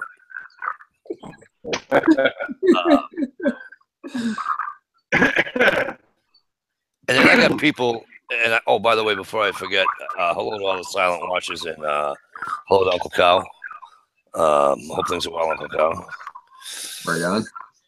He conquered himself to death.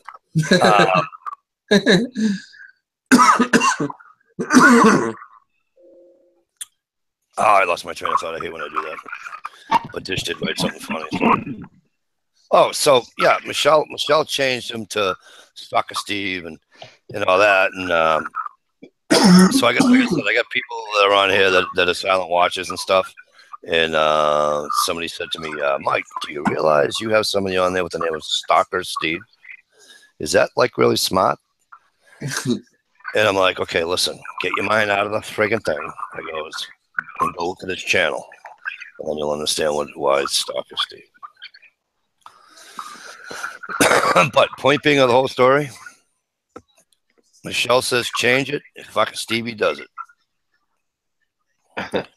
And here's the ironic part. You watch Jamie Time and he ain't fucking there no more. You know what I mean? But we still like the name. Well, guys, my battery is going low on my computer. It's like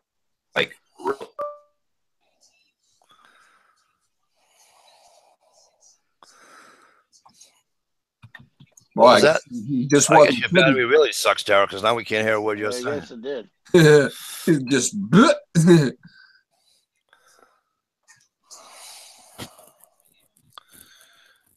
And was it something I said to make Stump leave? No, he dropped out. He said he'd be back in like 5 minutes, but that was like 20 minutes ago. Oh, he's asleep. Now we can pick on him. Because I love picking on him when he's not here. He's probably still watching with one eye. Who the hell is Dojang Boy? And I should know this answer to this my own question too. You just said his name a few minutes ago. I don't know. The vegan. Oh. Dojang, that's right. Dojang sick. That's right. I knew that. You knew I should have knew. You know it. Should have been Steve Woodsworth. It's kind of Dash Rip Rock like. Maybe I would get more free stuff. Right.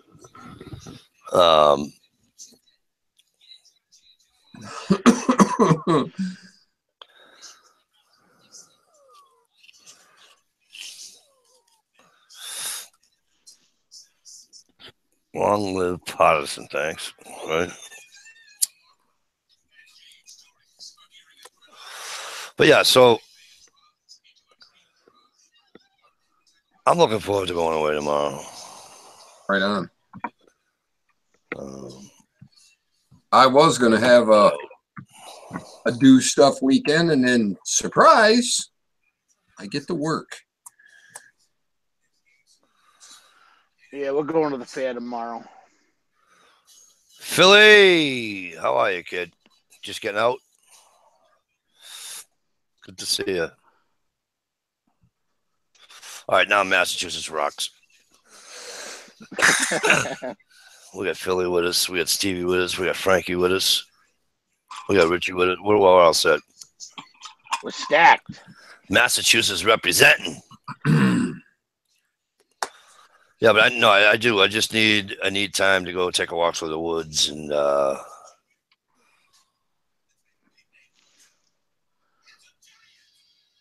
works to jack me up, Dojo. Take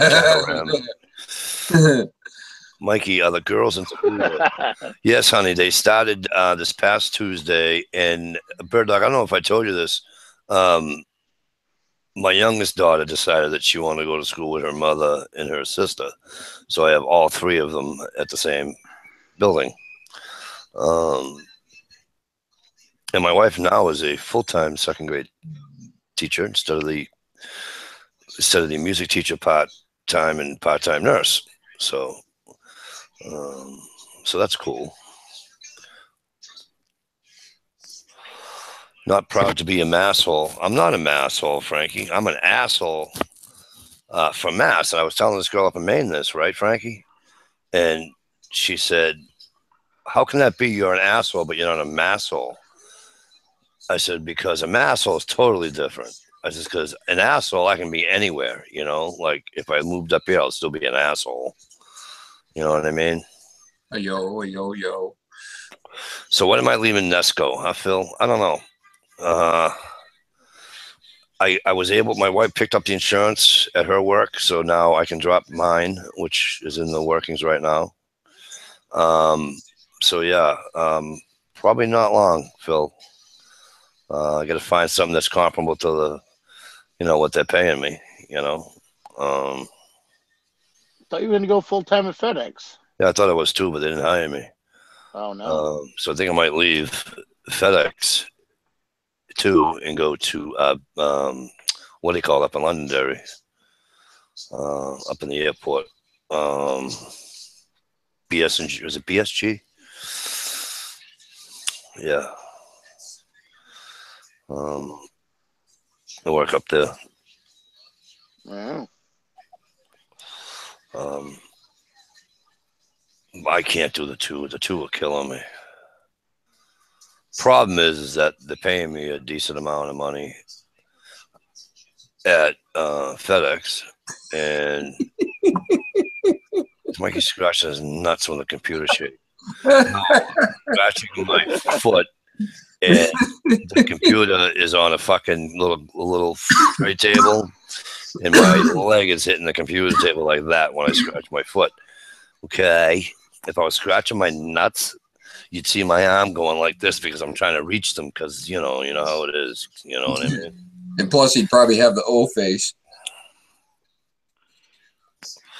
Text me when you drop the bomb. I'll definitely tell you, Phil, when I leave that. Yeah, so my full-time job with the overtime and the incentive they give us once a month, work performance incentive they give us.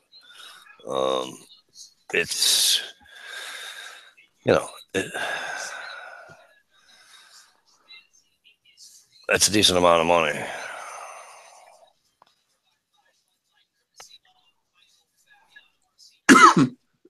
No, my nuts are not in a jar. Yeah, so you know what I mean? Well, you'll save some money by dropping the insurance, I'm sure. Yeah. Yeah, that's $127 a week. But it's pre-tax too, so you know I'm only gonna get what, another $40 a week. So yeah. I'm not complaining, but just saying. You know. But yeah, so I want to get out in the woods. You guys, all you guys seem like you're getting out. Richie, we're gonna have to get you out shooting. Yep. So we're gonna have to make a plan. Obviously not on a Sunday, because then I would have to come down and make fun of your fucking Giant fan people. But You can come watch a Giants game with me at my house. we can do that. We can do that too.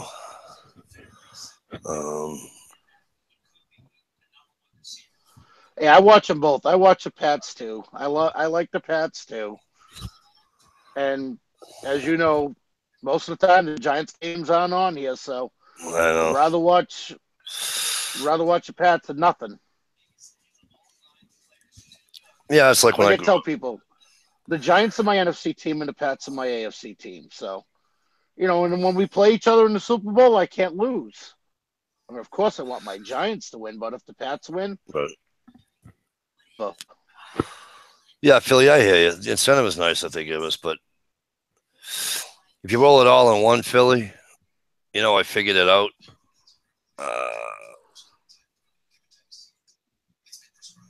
I would have to the next job I get, just to equate what Nesco gives me, right?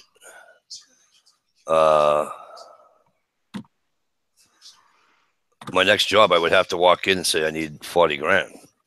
You know what I mean?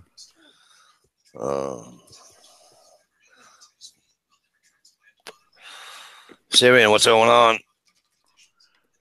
Great to see you. Thanks for coming in. What up, McCloskey? You caught a foul ball. At what game? Here he is. At what game did you catch a foul ball in?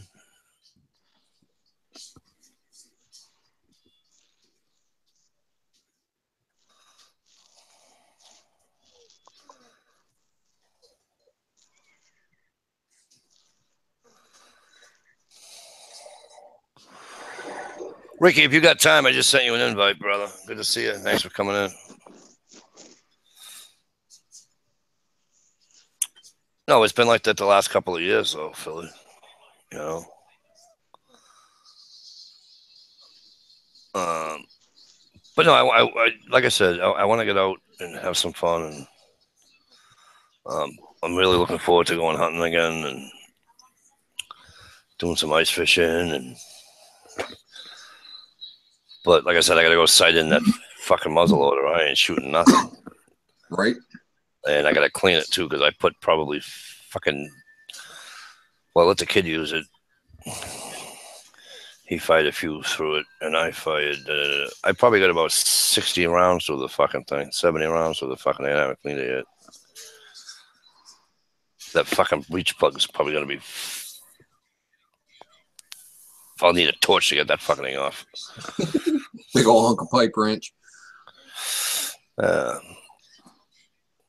Ricky, I don't know if you heard me, brother, but look under your bell or whatever. I just sent you an invite.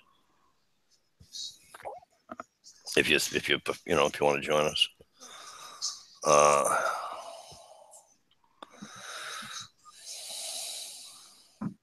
Hello received 171 is saying hello to Steve. Stevie, somebody saying hi to you. And I'm typing hi back. All right, just checking. Thank you, sir. Yes, well, they're all coming out of the woodwork now. And I'm trying to see if Mikey's bitch. What's up? Yeah, no problem, Ricky. No problem, brother. I was just,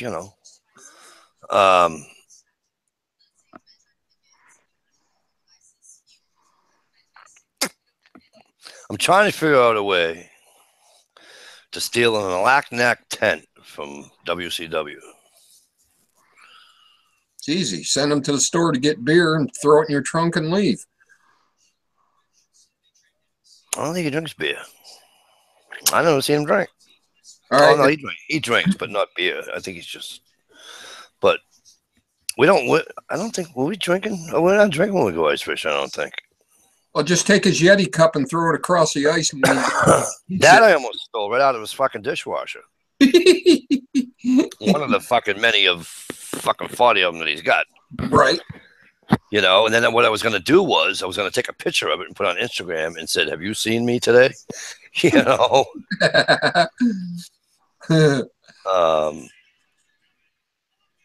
But no, I talked to him and he said, we're definitely going to do our damnedest to get out in that tent and do some hot tenting this year, which would be sweet. Ooh, wow, 13-4. Best part was the fireworks. What game did he get it at? He said it earlier, some AAA team. Okay. We just got a new stadium built near me. I got to go see that AAA plays. Oh, yeah? Whose team is it? I'm not sure, but they said it's really cheap. You can still get a hot dog for $2 instead of 10. Yeah, all the they're all like that. It's awesome. Like up here in Lowell, the single A Red Sox farm system. It's great. And there's a bunch of What's that, the friggin' little spinners. yeah, a bunch of the major leaguers have gone through there. Yeah. You know, like when Trot Nixon was here. Trot Nixon came from Lowell. Who else? There's a bunch of them. Portland, Maine has the AA team. Oh, the AAA team. On the AAA team, I believe. Excuse me. Well, our third baseman was in every division this year. Yep. I can't think of his last name. I can't think of his name, but he was in every single one, right up the line. Yeah, Phil, he did.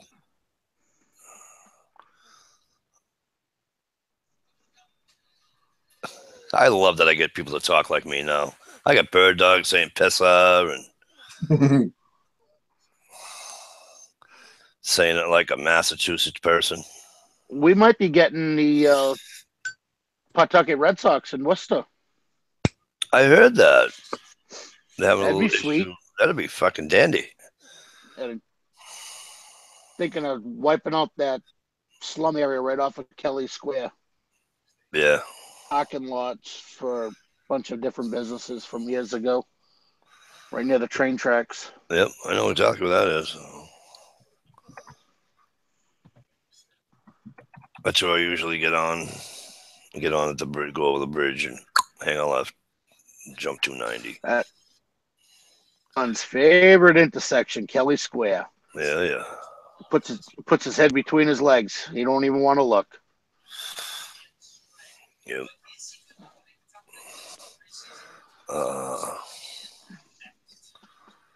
A Delaware team. That's awesome. Good for you. I'm glad to hear that. Right. I remember I was at a Red Sox game one time, and Swamp Dog Gale, what the hell is going on? How are you? Cool mother. I was at a Red Sox game one time, and this girl was from England, and she's never saw a baseball game in her life. Wow. She didn't know anything about it. She didn't know. So, and they're sitting right behind me. And so the people that she was with are trying to explain it to her. And we got a couple of foul balls our way, but we couldn't, not close enough, we'll say, okay?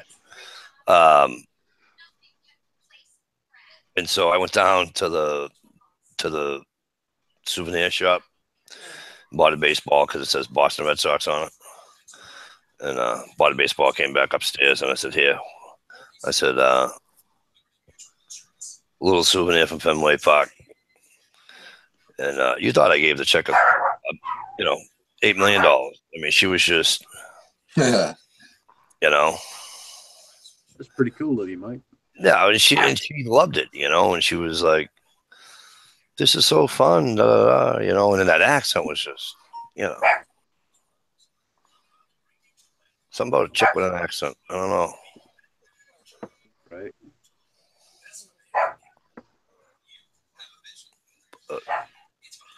Yeah, so like I said, and he, as far as I know, working class woman still has a snowmobile. Yeah, the Mariners are good. If you remember, Dish, you remember the Mariners then? Do you remember the pitcher? His last name was DeLucia. Was it Seattle he played for? Yeah, I think it was Seattle he played for. His last name was DeLucia. I just tell everybody it was my cousin.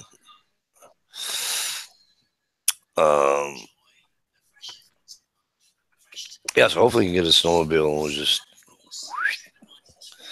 because this fat son bitch is not gonna fucking hike in 2 foot of fucking snow, pulling a sled behind him. Not gonna happen. Nope. So you've done the whole pull the sled thing one time before, and it just ain't happening again, huh? No, I just can't do it. Yeah, you know what happened? Yeah, you know when I did that? The first fucking time I went ice fishing with him and Derek. Yeah, I remember the story. All right. I'm fucking gassed. It's 3 below fucking 0. So that nice cold air is hitting my awesome inflamed lungs. And I was dying. I'm like, can we walk any farther out? Can we walk any further out on this fucking lake? If I remember right, on that trip, you caught either the first fish or the only damn fish. Which was it? I caught the first one. Yeah. I caught a rainbow. And then Derek caught a bass. Working class woodsman caught one or two. Something like that. But that was awesome. That was the first time I ever met Derek. And when we were at Working Class Woodsman's house, I got out of the car and I was kind of like, you make it's funny and it's not, but because it's just seeing all the him on his videos, Right. And it was different meeting Ed than it was different than from meeting Derek because I don't know. Not that they're different people. It's just, they're different people, but not that they're. I don't know. Derek just seemed to be. He's got what 50,000. I don't know how many subs he's got, but he's got a fucking 19,000 subs. And yeah. Are you trying to say you had just a slight case of being awestruck there for a moment? I did for about fucking 2.2 seconds, and then till he gave me a great old big old hug and said, "Mikey D, how the fuck are you?" Yeah. And everybody becomes human. Oh, yeah. And he is an absolute cool dude. And I said this before, and I'll say it again. I could sit there all fucking day long and listen to those two talk, and just show me shit, and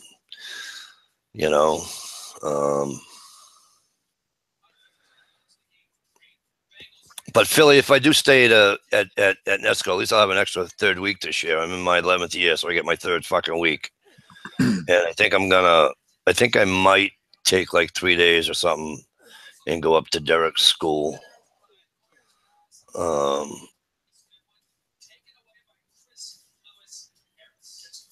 think I might do that. All right, fellas. I think I'm going to slide on out of here. I got to go to work tomorrow. What, on Saturday? On Labor Day weekend? Dude, yeah, I already yelled at him for him. So, y'all have a good night. Mike, thanks for good night, Steve. Hey, have yourself a great weekend. Yeah, I'll try. Ciao. Later, brother. See ya. Later, bro.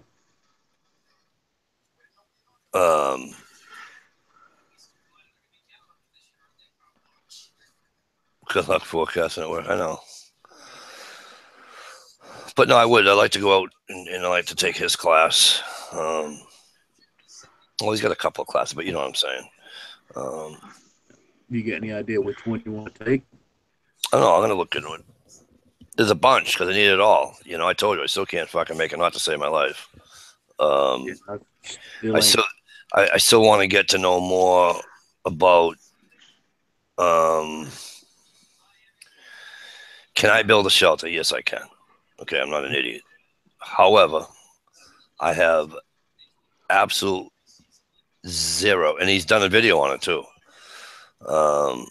Absolute zero lashing skills. So if I wanted to lash them all together instead of just cutting down 3-4 inch round and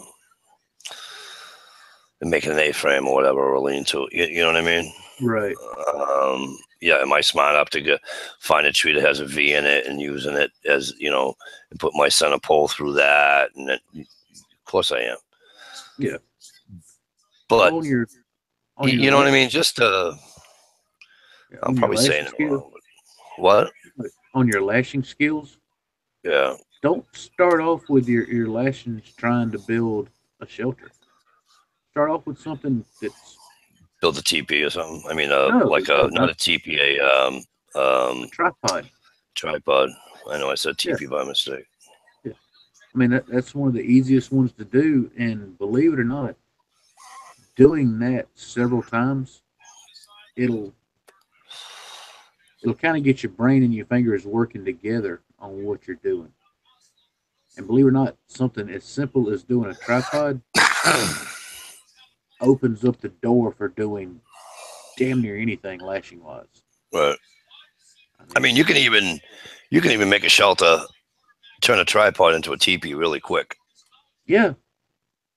You know, I've seen that not so much in Derek's videos, but I've seen that in other videos. You But can actually take that tripod, use sticks that are long enough instead of a tripod, make it, I guess you'd call it a quad pod. 4 sticks, so you got a square, so it's easier to work with. Yep. Do that, then lightweight branches to kind of lace between your poles, so to speak. Just lean brush and shit up against it, throw some leaves on it. You're good to go. Yeah, you guys must have seen them making these camp chairs. Yeah. That's so cool how that works. One, I don't think I'll ever get out of one if I sit in one. That's the only problem. And not for comfort either. I mean, it'd be hard for me to get up out of it. Well, you can roll out of it. Yeah, I probably could. You're right, Richie. Right, I could probably roll out of it. Mike, you might have to do like I would: start rocking it, and tip it, and fall on the ground, and just get up off the ground. Right. Me set too. Set the fucker on fire. Wait for it to burn through.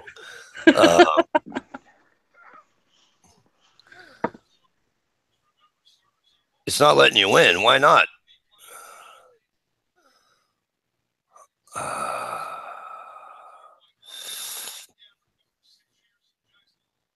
Why the fuck isn't it letting you in? All right, try. You have a Gmail account, right, Rick?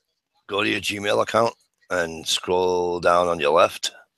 And there should be a green video camera lit. Try that. Try it going through that way. Talking about Rick, as in, is your 6 covered, Rick? Yes. Cool. He was in the airport. He did a little walkie-talkie chat the other day. Yeah, he was on the way to the airport, and so he says that he was live. I'm like, oh, really? Cool. Boom, and there he is. And I was telling him about the pump action AR. He's like, no way, Mikey D. I'm like, yep. And oh yeah. Only in Massachusetts. He's like, why would you want a pump action AR? And I told him it's because in Massachusetts we can't have them unless they're fucking pre-banned. You know, in all reality, the AR platform being done as a pump, I mean, I'm not saying it's going to be superior as far as rate of fire or anything like that. But I'll be honest, I wouldn't mind having one. You know, I mean, I like pump action guns. I like the comfort of an AR platform. I mean, I'm with you. I don't, obviously, but it's just as accurate. Yeah. You know what I mean? If not, maybe just a little bit more because you're not bleeding gas off of it, Maybe.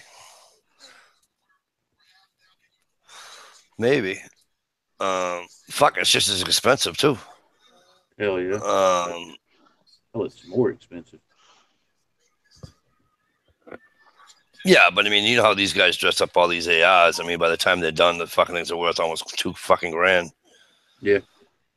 I'm not a real big fan of that. I don't want anything. Look, I am not knocking, and Richie knows all about more. You guys know more about guns, obviously. So don't a lot of people, but way more about guns than me than I'll ever know. For me, I'm just an easygoing. You got a gun on the shelf. Oh, all right, you got it. Good. Welcome, buddy. How you guys doing? You got a gun. I'm one of those guys that you got a gun on the shelf. I buy it. I take it out of the box. I'm good. If I have to buy a scope with it and then that's fine. Do I need all the? No. How you doing? Good. Thanks for the invite. Appreciate it. Hey, anytime, brother. Anytime. Did you check out that pump action AR? I have not had a chance. I heard you talking about it when I was trying to get in this damn. I'm telling you, it's the coolest thing, dude. Yeah. Going back to the AR, like you were talking about, people check them out with all the lasers and flashlights and range finders and infrared and night vision. Right. What the? Why? Right, unless you're a cop or Uncle Sam has used the M16 full auto AR-15 for how many decades now, and it's killed people on damn near every continent with no problem without all that shit. You don't need all that shit, dude. Right. And besides, with all that fucking money you put on it, you can be buying more mags to it, or as I like to say, clippazines. You know, Clippazines. yeah. Hey, You know, Mike, what's up? you should turn Stump's volume up. It's hard to hear. I did when you said that. I did it. I did it. I did turn them up when you. Someone I was that. talking about it out there, so I figured I'd clue you in, but you saw it. Oh, well, is it any better now? Rick, have you met? This is where did he go? I just lost everybody. Hang on. Uh-oh. Rich, are you still with us? There Yeah, we go. I'm here. All right. Now I'm back on the internal. It says Rich the something. What is it? The tactical plumber. Sweet. So we have a Rich and a Rick. Couple of dicks with us tonight, but and a Stump. And a Stump. And a Mikey. Look at that. Yeah, I watched TR Prepper's chat, so I've commented over there. Right. Yeah, I've seen the name. That's all I can see is Rich the T, so I didn't know if it was something different or not. Yeah. Very cool. Nice to meet you, my friend. Nice to meet you too. But I'd like to check out. I would love to shoot at the pump action AI. I think that'd be kind of cool. Oh yeah. I was watching the video on it, and there's guys that are doing it like who's that old timer that's got 8 billion fucking subscribers that does the guns? ACAR 45. Yeah, him. he did a comparison from a semi-automatic shotgun to a pump, and I'm going to tell you something. That man was milliseconds just as close as a semi. Yeah. It was like he was just, you know what I mean? It was really quick, like really quick. So I'm watching the videos on the pump action AI, and those guys doing it just as quick. It's pretty cool. There it is. You know. Yep. Actually, I'd screenshot, but the last time I screenshot a video, they yelled at me. It looks pretty damn cool. Yeah, I think it is. This one was Iraq veteran. Yep. Hey, if that's all you can get, you don't have to have the feature crap on it, right? To make it featureless because it's scary. Right. Yeah, I mean but it's not even that scary looking. It's just I'm like when Stump was saying with the flashlight. Why would I need an AI with a flashlight on it? You know what I mean? I'm not going to use that in my house as a house defense gun. You know what I'm saying? So I'm not going to sweep my house with it. You know, the flashlight the flashlight that's on it, I couldn't even coyote hunt with it because that's not even far enough away. Yeah, I think it depends on what you're trying to utilize it for. Right. I mean, right. But like Mike's saying, Joe Average, we're not clearing a house. We're not raiding or serving a fucking warrant somewhere. It's an unnecessary feature, for me. Yeah. Right. Yeah. I think it'll depend on where you live. Like, say you're on a 100-acre ranch or something, and you see a car driving down, where you can see a long distance or something. I don't know. I mean, it's always nice to have a light when you don't have one, but good point. Whether or not you need one is like me. I don't shoot my AR when it's nighttime, so I don't have a light on. Well, I have one on one of them, but that would be more for the house. But I don't have one on the ones I use for like going out and 3-gun kind of stuff. Right. Yeah. I'd shoot those with my shot. On a pistol, I would have a light for sure if it's your home gun. Yes. No, see, that's different, and I think. Don't ask me why, but I think it's different. Well, now see, in my situation, it would be stupid expensive to do the flashlights on the handguns. Because, I mean, yes, I carry even when I'm home. But anywhere in my house, you're never more than arm's reach from another gun. I mean, you would. I mean, literally, am I supposed to put like 300 flashlights on 300 different fucking pistols? It's going to cost you abundance of. Yeah. Well, just think they'd love you. Look at the money you'd be spending on. Well, and if you turn the lights Shit. on, more than likely the burglars would run away anyways. Yeah. Right. It depends. I mean, tactical advantage depends what you're doing. Rich, Yeah. you got any lights on I don't yours? care. I don't carry one on my CCW. No. Rich, you got any on yours? I had one on an M&P compact, but I didn't like it. I got rid of it. Actually, it was I can't even think of the name, but one of the good ones, and it kept falling off the freaking thing. Really? It actually broke the actual mount right off of it. Wow. What's the main one that does them? There's Streamlight, Surefire. Yeah, it was one of those. I can't think of the name of it, but it was a laser. It had laser and light on it, and it was a green laser. And we were shooting it at the range, and the freaking thing just fell right off the gun. I brought it back to them. I only owned it like 3 weeks. They took it back. Wow. Yeah. That buddy I was telling you was over his house the other night to watch the fight. His kid just got a SIG. I don't know the mod, but I know is it triple T or triple Z? I think it's triple T something. That's the model? I don't. I'll have to look it up. Or a store? No, that says it right on the barrel. It says triple T. Yeah, was it triple T or triple Z? I don't know. I'm not a big SIG guy. Anyways, I like SIGs, but that's a new one on me. I'll look it up and I'll tell you what it is. But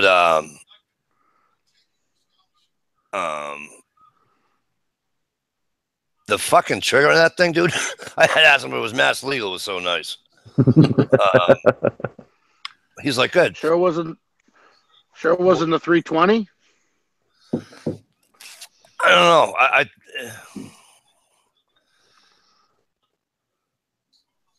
His wife was having a heart attack, so. Because he had the gun, or Well, we were fucking with it. Oh, gotcha. Because I put the gray gun flat trigger on my 320, and it's night and day. It dropped it from There it almost is. 8 pounds down to 4.5.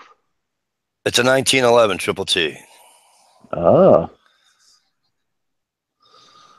Let me see what it looks like. I don't think I have one of those yet.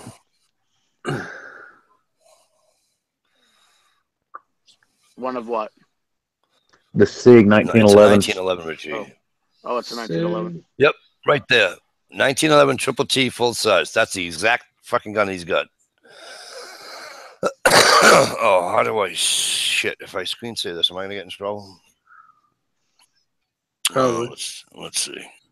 Well, if you guys just go to if you go to Sig Sawyer's front page and you just type in 1911 triple T, it'll come out Is with it that one, Mikey? Hang on a minute.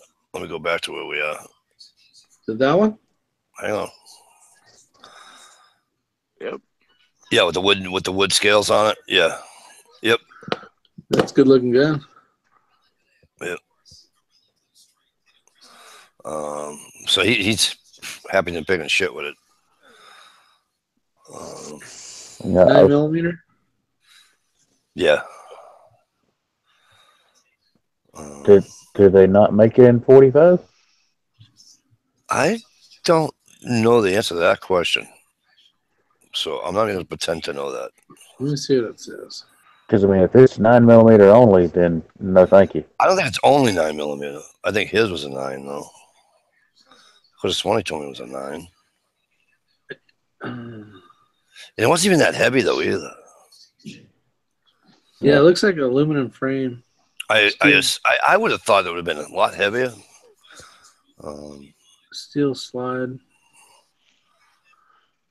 But I was amazed. I was amazed by the I was amazed by the trigger on it. Yeah. 1911s, they got nice triggers. Yes. Well, I mean, they all come with a nice trigger, but if you tear it down, you take the time, and you stone or hone rather the sear, the disconnect, and everything. You know, get your angles exactly like they're supposed to be. It's amazing how nice you can actually get a 1911 trigger if you put a little time into it. It really is.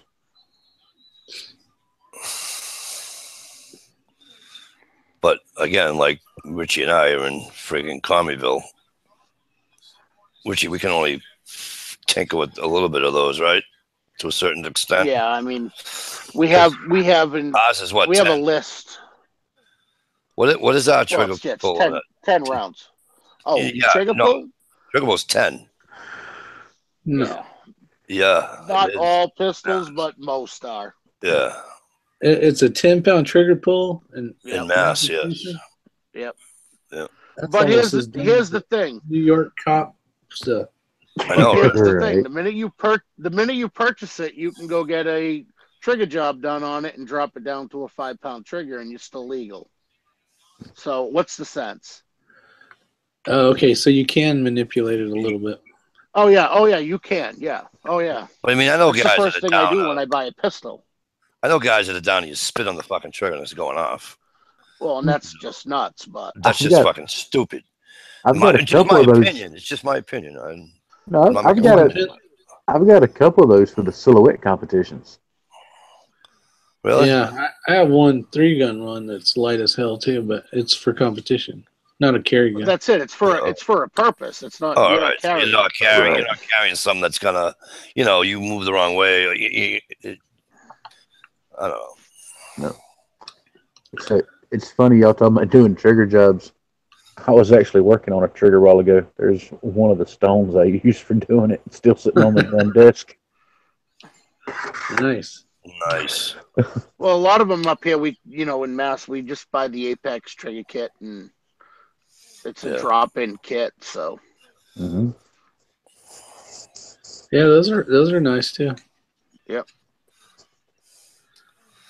Yep. My dreams. But on my 320, that Gray Guns flat trigger comes with a different spring, and that dropped, like I said, that from like almost 8 pounds down to like 4.5, just by putting a different trigger in it. But still, my dream, Richie, is to have that PX4, the Storm. We know. That's my dream, buddy. Night, Phil. Good night, Philly. Yep. Later, Phil. When I'm rich and famous, I'm gonna have one, Rich. All you gotta do is move to New Hampshire, and you can get anything you want once you get your license. Yeah. If I moved to New Hampshire, that's all it would be, right? I'm a New Hampshire man in Vermont. Anything you want there. Right. Now, how does that work, right? So I become a resident of New Hampshire and walk in and have them call the FBI, and the FBI says, yeah, he's not a felon. Here you go. Yeah. That's how easy it is up there. I think Vermont and Maine are the same way. Well, it's pretty much everywhere but California, and New York and Chicago. New York, Jersey. Rhode Island. Connecticut. No, I thought Rhode Island was good. I thought it was Connecticut that sucked. Nah, Rhode Island's not that great neither. No. They have their moments. I like Rhode Island's hunting rules. You can hunt until like fucking February 4th. What do you guys run for camo for hunting?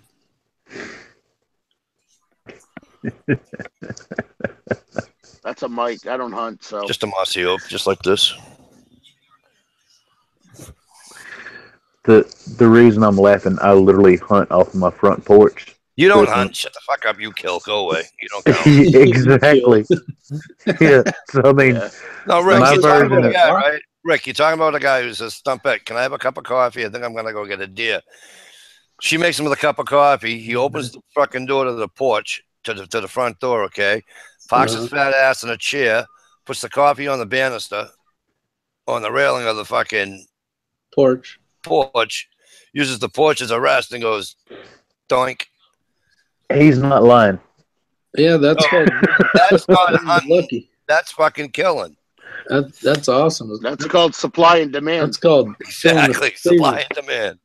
Mikey, it's like I've told you in the past. You go hunting for the deer. I've already found them. I moved in next door to them. Exactly. I like being out in the woods tracking the animal. You just want to kill it. Well, see, what you're doing is called camping, Mike. What he's doing. My knees are in horrible shape. Fuck all that tracking shit. Okay? He's with the fucking old man way, you know? The old man don't want to go out in the fucking woods. I got deer running all over the property. They're just small. Yeah. And my wife says, you can kill all the deer you want. You just can't kill these deer. Well, you know. Not mine. I can't really laugh at that because this is a kind of a fucked up stump thing. We've got rabbits that run around here in this front field. You know, up front yard, but it's damn pasture. I refuse to kill any of those that are out there in the front field. Now, granted, it could be the exact same rabbit 100 yards inside the tree line. Fuck him. He's getting a damn case of birdshot. But as long as he's in the yard, he's safe. Because I like watching him run around. I do too. I got a bunch of turkeys, and they run around. It's pretty cool. Yeah, I almost hit a flock of turkeys the other morning going to work, and they had like fucking 6 babies with them. Like, oh, look at that, turkey tenders. Yep. Turkey McNuggets. Right on. They don't take nowhere near as long in the smoker. No, but it's like, you know, I go hunting, and I travel 4 hours to go fucking hunting. And, well, you know, when I go to Maine. And, sons of bitches walk out his front door, sit on his fucking porch. It just doesn't even, I don't even know if I could do that. Even if I bought the land that I want to buy, that I dream of buying when I hit the lottery up in the state of Maine, I would still go walking out in the woods, you know?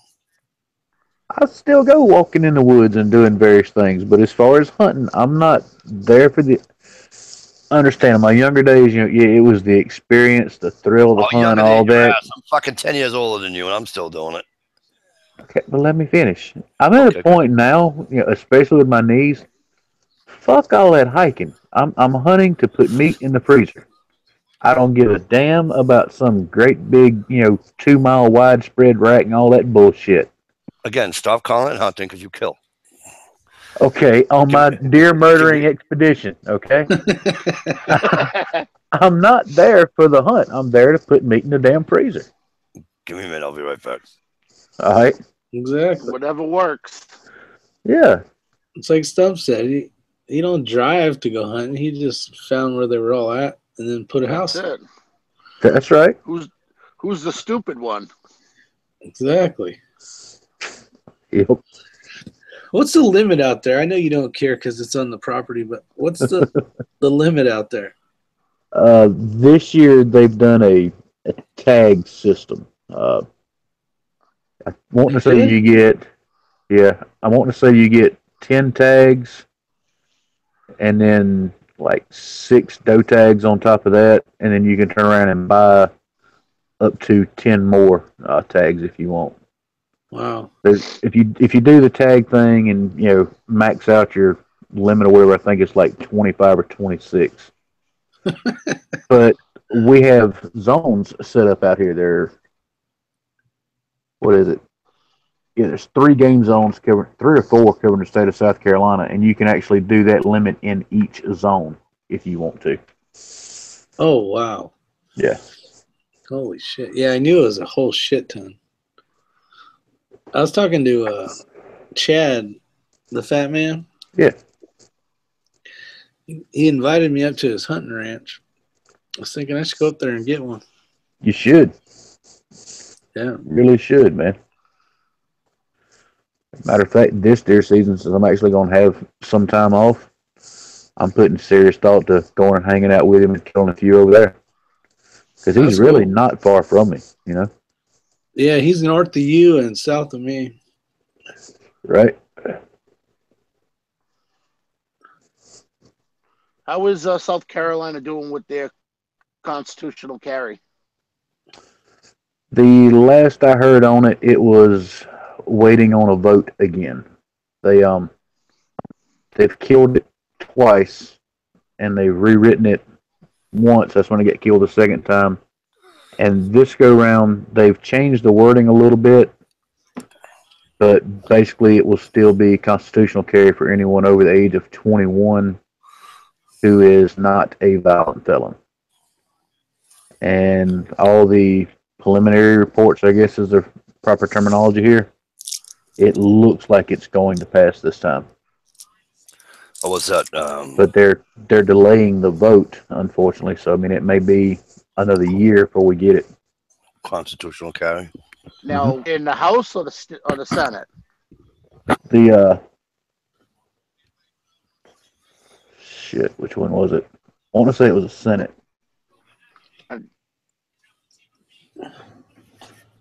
The Senate. You're breaking up there just a little bit. What was that? That's one that right now, so that'd be a good one. Yeah. Yeah. I said that's Yeah. Which Yeah, now? Because the way it's going in Washington, I don't see constitutional carry happening nationwide. So, which I mean, down here I've got my carry permit. Yeah. And you know, I carry well, at 1911's always on me, but I've got now where I'm carrying Mikey Sig all the time too. You're an asshole. Yeah. Fuck you. What's it? 320? No, that's the Pro Shop's 2340. 2340. Yep. It's a little 40 cal, swap the barrel, go to 357 Sig. Nice. Yeah, I bought the other barrel not too long ago. And I've actually got, what, 5 barrels now. I've got 2 40 cal barrels that are threaded and 2 of the 357 Sig barrels that are threaded. And believe it or not, even with a suppressor, a 40 is still loud. That 357 Sig, you can't even tell you got a suppressor on it. It's just ungodly. Really? Yes. Yeah. Notice how we said Mikey Sig. Just saying. Yeah. Yeah. Don't make me. I'm telling you, I'm gonna fucking come down there. It's just fucking take the thing, go home. Yeah, messing with suppressors here lately, I'll fess up and tell you, man. I mean, it's a naturally subsonic round. That's why it does so good. But you take a 1911 and 45 and you put a damn suppressor on it, dude, it's unreal the difference it makes. I mean, it's not down to the Hollywood TV, you know, bullshit, but it brings it down way, way down. I mean, it's probably less volume-wise than somebody clapping their hands together. Damn. Hey, Hooligan, what's up? How you been, brother? The Hooligan. The Hooligan. Yeah, well, they say you can shoot it without any hearing protection whatsoever. Really? Oh, yeah. That's fine. Yeah. Again, something else we'll never see, Mike. Suppresses. No, we can have suppressors here, can't we? No. You can't have anything good, Mikey. Come on. No, No, we can't I'm have nothing here. I think we can. Look it up, Richie. I'm telling you. Dude, No, you I'm can't have telling a you. fucking slingshot in that state. What the hell No, makes you dude. think they're going to let you have That's a suppressor? right. We can't have Richie. a suppressor. Take my word for it. Richie, look, They're I'm telling working. Mike, they're working on it, but it hasn't passed. Take my word for it. you. All right. And you're just as screwed as I used to be in California. Yeah. Now, see, Mikey, look right there at Rick. That's what you call a smart man. Yeah. He got the fuck out of one of those communist No, states. he's going from California to North Carolina instead of going from California to like Maine and New Hampshire or Vermont. Fuck, I ain't going up there. There's too much snow. It's fun in the snow. Ta-da! Yeah, for like a week. Oh, That's a hell of a commute you have, though, to work. Yeah, I got a fucking commute, all right. Yeah, your Yeah, commute no sucks. shit. Fuck. You know? Pays the bills. Pays the bills. That's all I can say. Yeah. Right on. It does God suck bless. balls, though. I'll tell you what, I see more and more people doing that. Maybe not as far away as you're doing it. But I work with guys from FedEx that, you know, I got one guy, he's like, you know, 4 hours, 5 hours north, lives in Bangor. His wife lives up there. He goes home on the weekends. And, oh, yeah. Mhm. I just found out that there's like 5 more guys in the department I used to work for. It's a large department. And they fly. There's some guys that fly every week. Not as far as me, but pretty damn far. Yep. Yeah. And they're doing it every week. Now, how long do you stay in Oh my- California when you're there? I'm on duty 8 days in a row, like 24 hours a day for 8 days. But I come in a day early, and then I got to leave the day after. Yeah. I know a lot of the. This trip, So you know what they do out here, Rick? They do 3 on and 4 off. well, the guys here do 2 on, 4 off. But I made a new schedule for the battalion chiefs, and they like it because they get 10 days off in a row. Yeah. Well, there you go. So it works out pretty cool. 10 days off in a row is not an issue. No, see, I work 8 and then have 16 off. Right on. Well, really 14 because I lose 2 days flying. Traveling, right? Yeah. Unless, of course, you leave the badass fucking crack of dawn. I have done that a lot. You know? I usually leave my house at 3 in the morning. Yeah, when I go to Florida, you know, we went to Disney and all that and a bunch of times, whatever, right? And we would always make the flight leaving here. We'd leave here, like leave Manchester, New Hampshire airport. You know, it's some silly hour, like 4 in the morning or 5 in the morning, right? I'm down friggin' Disney by fucking 8:30, for Christ's sake. Yep. You know, I don't see my luggage from the time after I get my luggage in Manchester. I don't see my luggage. You know when I see my luggage? When I unlock my fucking hotel room key. Nice. It's sitting in the hotel room, you know, and so you had the whole day. You know, now it's 8:30, 9 o'clock. You get the whole day. You didn't lose anything. And when we leave, I get like a 7 o'clock at night flight. Yeah, you don't say you get the whole day before you fly. Yeah, because I only live 25, 30 minutes from the fucking airport.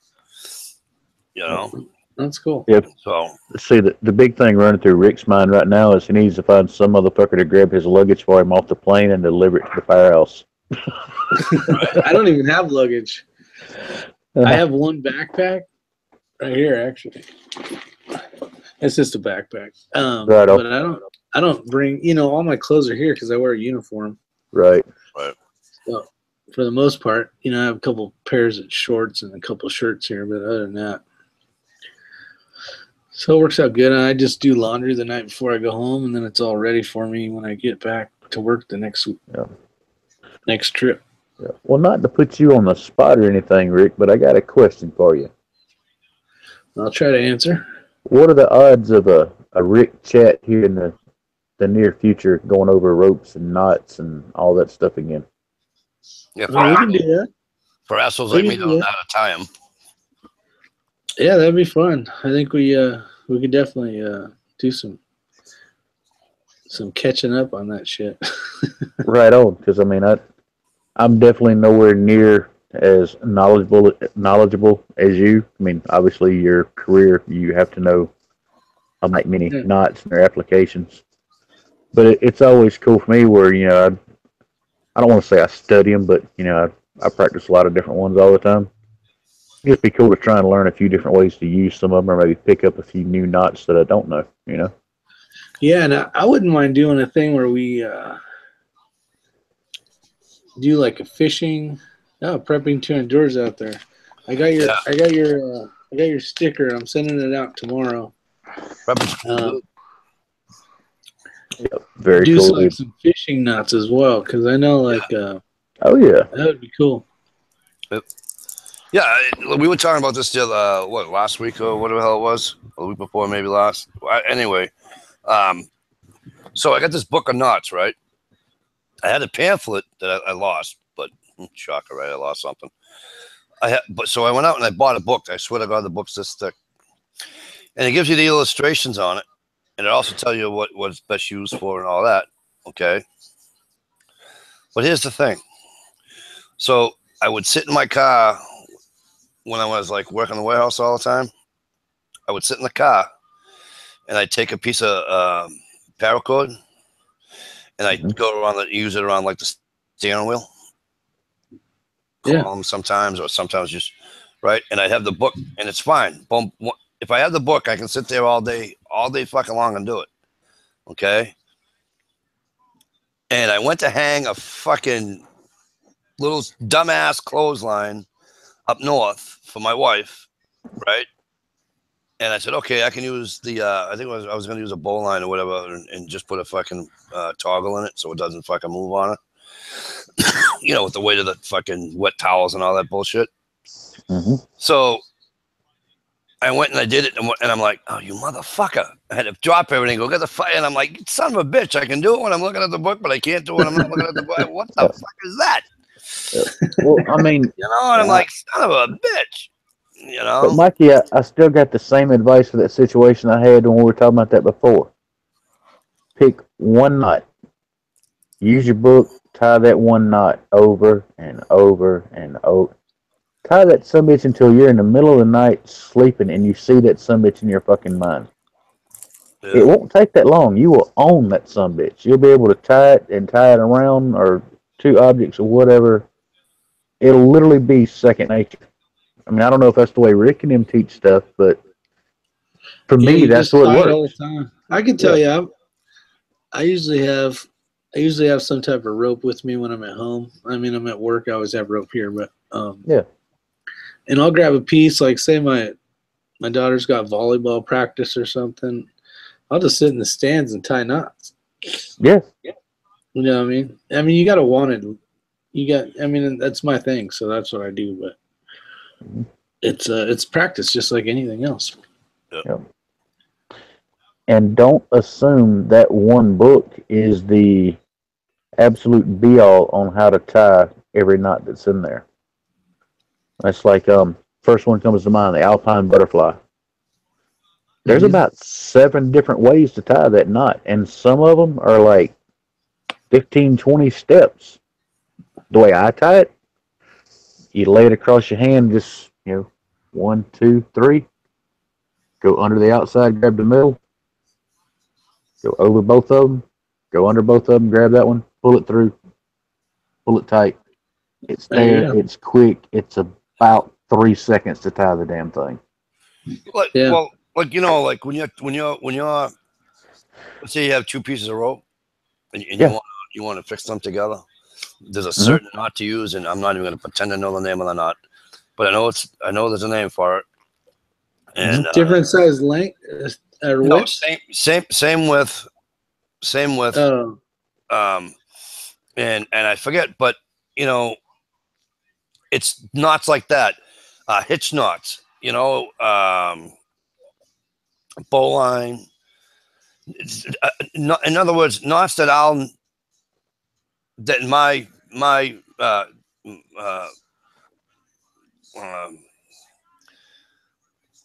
like Rick, you need different types of knots for different types of things you guys do. Same thing with me. I only need certain type of knots. In other words, I don't need to know how to tie 400 knots. I just want to know the ones that what I would need. Whether if I'm cutting a tree down, what knot do I want? You know what I mean? I want to know how to use that knot. If I don't have chains and because I do have I have a 1-inch rope in my fucking car.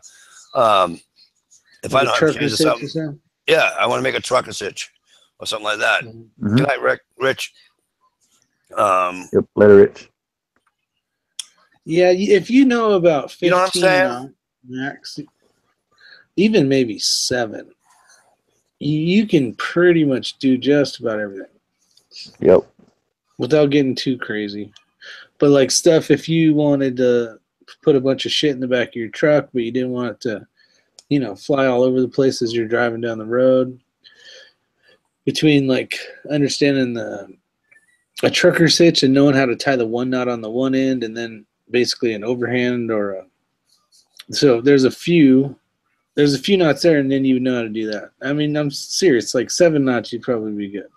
And be able to do almost just about anything you wanted to do. Yep. You figure like camping stuff and going to Home Depot and like, you know, shit, normal everyday like stuff. I got a buddy of mine, right? he's got this. He'll tie his shit down on his trailer. All right. So when he built his own trailer, right? So when he built it, he's got like a little corral fence around the 3 sides of the trailer, right? But then he took these little hooks and he screwed them to the corral part of the fence, you know, to the trailer. And you know, he's got a loop, and then he stops from there, right? But then what he did is that he tied a knot in almost like the center of the rope. You bring it through, and you go to the other side of the trailer, bring it through. Now he has a loop in the center of the rope. Okay. Mm-hmm. He brings that through the loop, brings the tag end through the loop. Okay. Hinges down on that. I don't know if he makes a square knot or a half or whatever, but at the end, he'll make a knot, slide it, and then put the fucking thing. You can't move it. You gotta, you know, the thing is tighter than tight. You know. Yeah, that's just a variation of a trucker's hitch. Yeah, it sounds like a modified trucker's hitch. If it has a knot in it. Yeah. See. Yes. Where he puts the rope through, then it would be a modified trucker's hitch. Whatever he does to capture and keep the end from getting loose again, right? You know, it could be all sorts of shit. But I just thought it was kind of cool, and like I said, that's stuff that I would need to know. You know what I mean? I don't care if it's friggin' tying a fucking knot around an antler's fucking head. I mean, a deer's head and dragging it out. I don't care what it is. I just want to know the proper for the situation using the proper knot. See, and like when you said you were cutting a tree down or whatever, if you needed to drag a tree, here's the thing with knots. There's lots of knots that will work, but then there's lots of knots that are a bitch to get undone. So like there's better applications for certain things. So there's better knots that come undone easier. But then if you're going to do it in a side maybe where a person's on it, you wouldn't want to tie that knot because it has the ability to slip and, you know, where the person could fall down the hill or whatever. So, but that knot that you would want, Mikey, is the timber hitch. And it's just basically you wrap it around, then it goes back around, then you coil it around the rope. And since there's tension on it, it holds all those loops. It's hard to tell you without having a piece of rope. Actually, I got one over there, but it's there's and the more knots you know, the less you got to cuss and complain because the knot won't come undone. Yep. Or you won't have to bitch and complain because it slipped loose or something. So. Right, and once you get a few knots under your belt, you may not necessarily be using the correct knot for the application. But there'll be a lot of times that once you kind of understand the basic principles of like friction knots, like that timber hitch. Yep. Well, you can actually do a whole lot more with it than just drag a tree behind a pickup or a mule or a tractor or whatever. Yeah. Now, I've seen it used many times for like lifting, lightweight stuff, like a hoist something up a pole or a crowbar or something like that, going from the ground level to the top of the silo at an asphalt plant. Right. Well, there's nobody directly under it, nobody within a 20-foot circle. It's stupid simple to tie, stupid simple to get undone, and it's quick. Right. Is it the safest thing in the world to use that application? Oh, hell no. But it will work,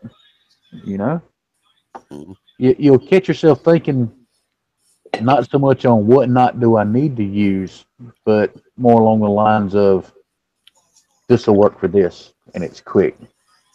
But there'll be times where like you're bowling, the double bowling on a bite, and all that stuff. There'll be times where those are what you absolutely need to use. You figure of eights, figure eight on a bite, all that crap. Yep. Tight line, taut line hitch, whatever you want to call it. Stump's got his knot shit down. I like yeah, it. no, you got this is what I mean. I'm nowhere near the skill set you are, Rick. this. Don't even. And I watched the videos on the bushcrafting and people that are camping and people that are canvas camping or you know what I mean, just using a top or what have you. Mm-hmm. They'll put a ridge line out and they use the toggle. And I mean, that's some of the bitch don't. Sag doesn't do anything. And that's a taut line. But it's just stuff like that I want to know. So like hanging a goddamn clothesline for my wife, something stupid, something easy, something simple, and yet I gotta go get the book to do it. You know what I mean? And now, could I have tied the friggin'? Could I have taken that? Because we were doing it with paracord anyways. Could I have taken that paracord and then wrapped it and then yeah. But again, I didn't want the clothesline to go like this. Mm-hmm. So you tie a knot in the middle of it. You run the end through, and then you stretch it. Yep. Like my buddy did to his trailer. Yeah. Yeah. Just put some sort of a loop in it. You're just gaining mechanical advantage once that knot's in it. Yeah. Once you've got that loop there, and you run through that loop, and you, like I said, you dogging down on the free end. That loop is your pulley. Yeah. And you don't even have to have a knot there. A regular trucker's hitch is. Yeah, you go right through the loop, right? Yep. You go through the loop and then just cinch down. Yeah. So that would be a modified because there's a knot there. Yeah. Oh, okay. Mm-hmm. But yeah, you can gain a lot of mechanical advantage. That's how I moved my father-in-law's.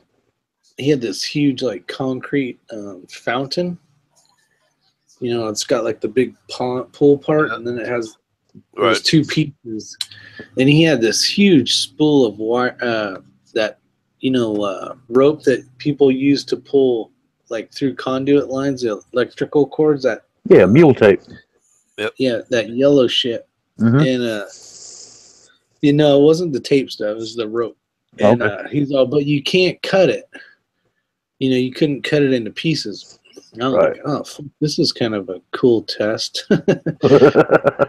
I ended up building a certain mechanical advantage because I basically had to move it to the edge where it could get to the slope, so I could go down the wood. Mm-hmm. So it was kind of a cool little project of not having any ends. Oh, I had the one end, but yeah, without having ends and being able to do, I was like, shit, this is kind of a cool test here. Yeah. It would have been a cool video. It was before I was doing YouTube, actually. That would have been a cool video. But yeah, stuff like that, just he's in his father-in-law's backyard trying to get a fucking fountain down. See, that thing you're talking about, I use that trucker's hitch a lot for building the cover for my hammocks, so I can have a real nice tight line for the top tent. Mm-hmm. And now they have a thing on Bruce's channel for the hammocks. Which one's Bruce? That one big guy that one big channel that Stump hangs out with too? Not Stump. Woodsman. Working class woodsman? No. Yeah. No. No. What is this shit? We were just talking about him tonight. Daryl mentioned his name tonight. Because don't you know some big YouTuber guy that was Nature Calls. Nature Calls is his name. Oh, there we go. Prepping to Endurance got it before we did. He's out in the Pacific Northwest United States.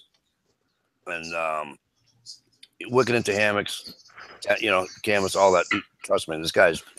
Anywho, I watched him making the knots around the tree and all that, and now they have this. It cinches in there. It's part of the hammock. It's just and you're done.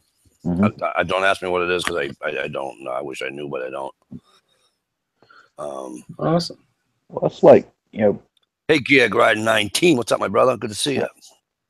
And the thing with knots too, you know, for like a camping application, don't get overly obsessed with everything has to be a knot tied on the spot instantly. Put a bowline in one end of the piece of paracord you use for your ridge line. Yeah. Put a fucking carabiner through that damn thing. Exactly. What do you mean? Slip it around the tree, hook the carabiner back on the line, go to your other tree. Now you've got your turkey hitch set up or whatever tensioning system you're going to use. Yep. Done. Don't worry about tying a knot on one end of the tree. Carabiner's quicker, it's easier. You tie the bowline on that end one time. And you don't have to untie the motherfucker when you're done. You tie the bowline on one tree and then use the... No, you don't tie it on the tree. Tie it on the carabiner. Yeah, you just tie the damn bowline. You got a carabiner. Cool thing about a carabiner, you know, it's an oval. One end pushes in, you can hook it into something. Right. Right. Put the carabiner in the loop. Put the carabiner, you got the line, right? Go around the tree, hook the carabiner back into the line. It's anchored on that tree now. You don't have to tie a knot. You've tied one knot somewhere in the past. You know?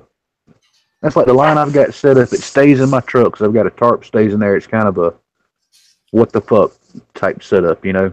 Yep. Something goes wrong with the truck, or I've got another setup in the truck at work too. You know, the dump truck. And matter of fact, the Freightliner too. If something goes wrong, because I mean, we work in some remote ass places. You know, if something goes wrong, a lot of times the only phone we've got that'll work is the company satellite phone, and we've been in some places where it won't work.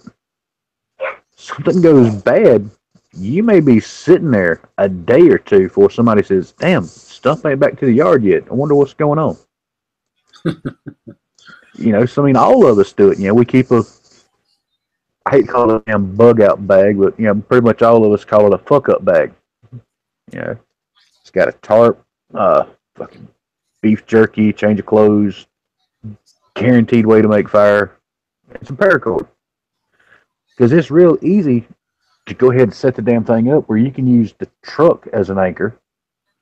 Well, because we're in trucks, all of us have, we call them tire thumpers. It's a piece of ash, last 3 inches of it, it's about 16 inches long, it's wrapped in probably 3/8 inch thick steel. You thump the tire, make sure you got air in the motherfucker and ain't got a flat. Well, there's your hammer for driving stakes, right? Yeah. All of us carry a good fixed blade.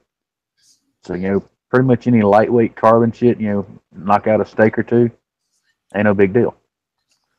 Dude, something can go wrong. You grab that bag, 2 minutes tops, you've got a dry place to sleep. And you got food.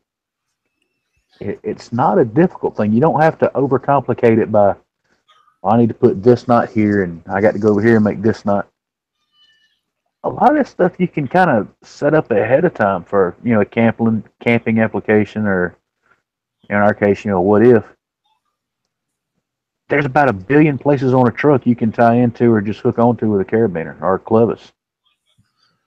Yeah, and there's 40 zillion trees around usually. Yeah. Or just sleep in the truck. No. If it had a bench seat, maybe. No. Put an air ride seat, and you got that great big old shifter sitting right there in the middle of the floorboard. Nah. Yeah, that don't work.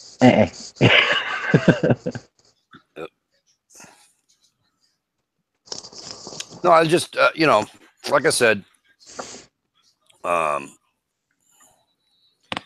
everyday stuff that, you know, just to get, get by and use and. Yeah. Yeah, if you just practice 10 minutes a week or something, you have a better chance of remembering all those. Yeah. HRM says, HRM Weapon says, truck is not with the triple twist surgeon knot with the long loop for take up. Yeah. So that's for hoisting, I'm assuming.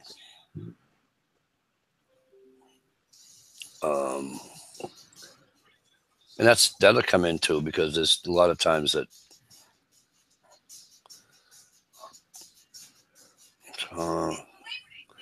beef jerky any good?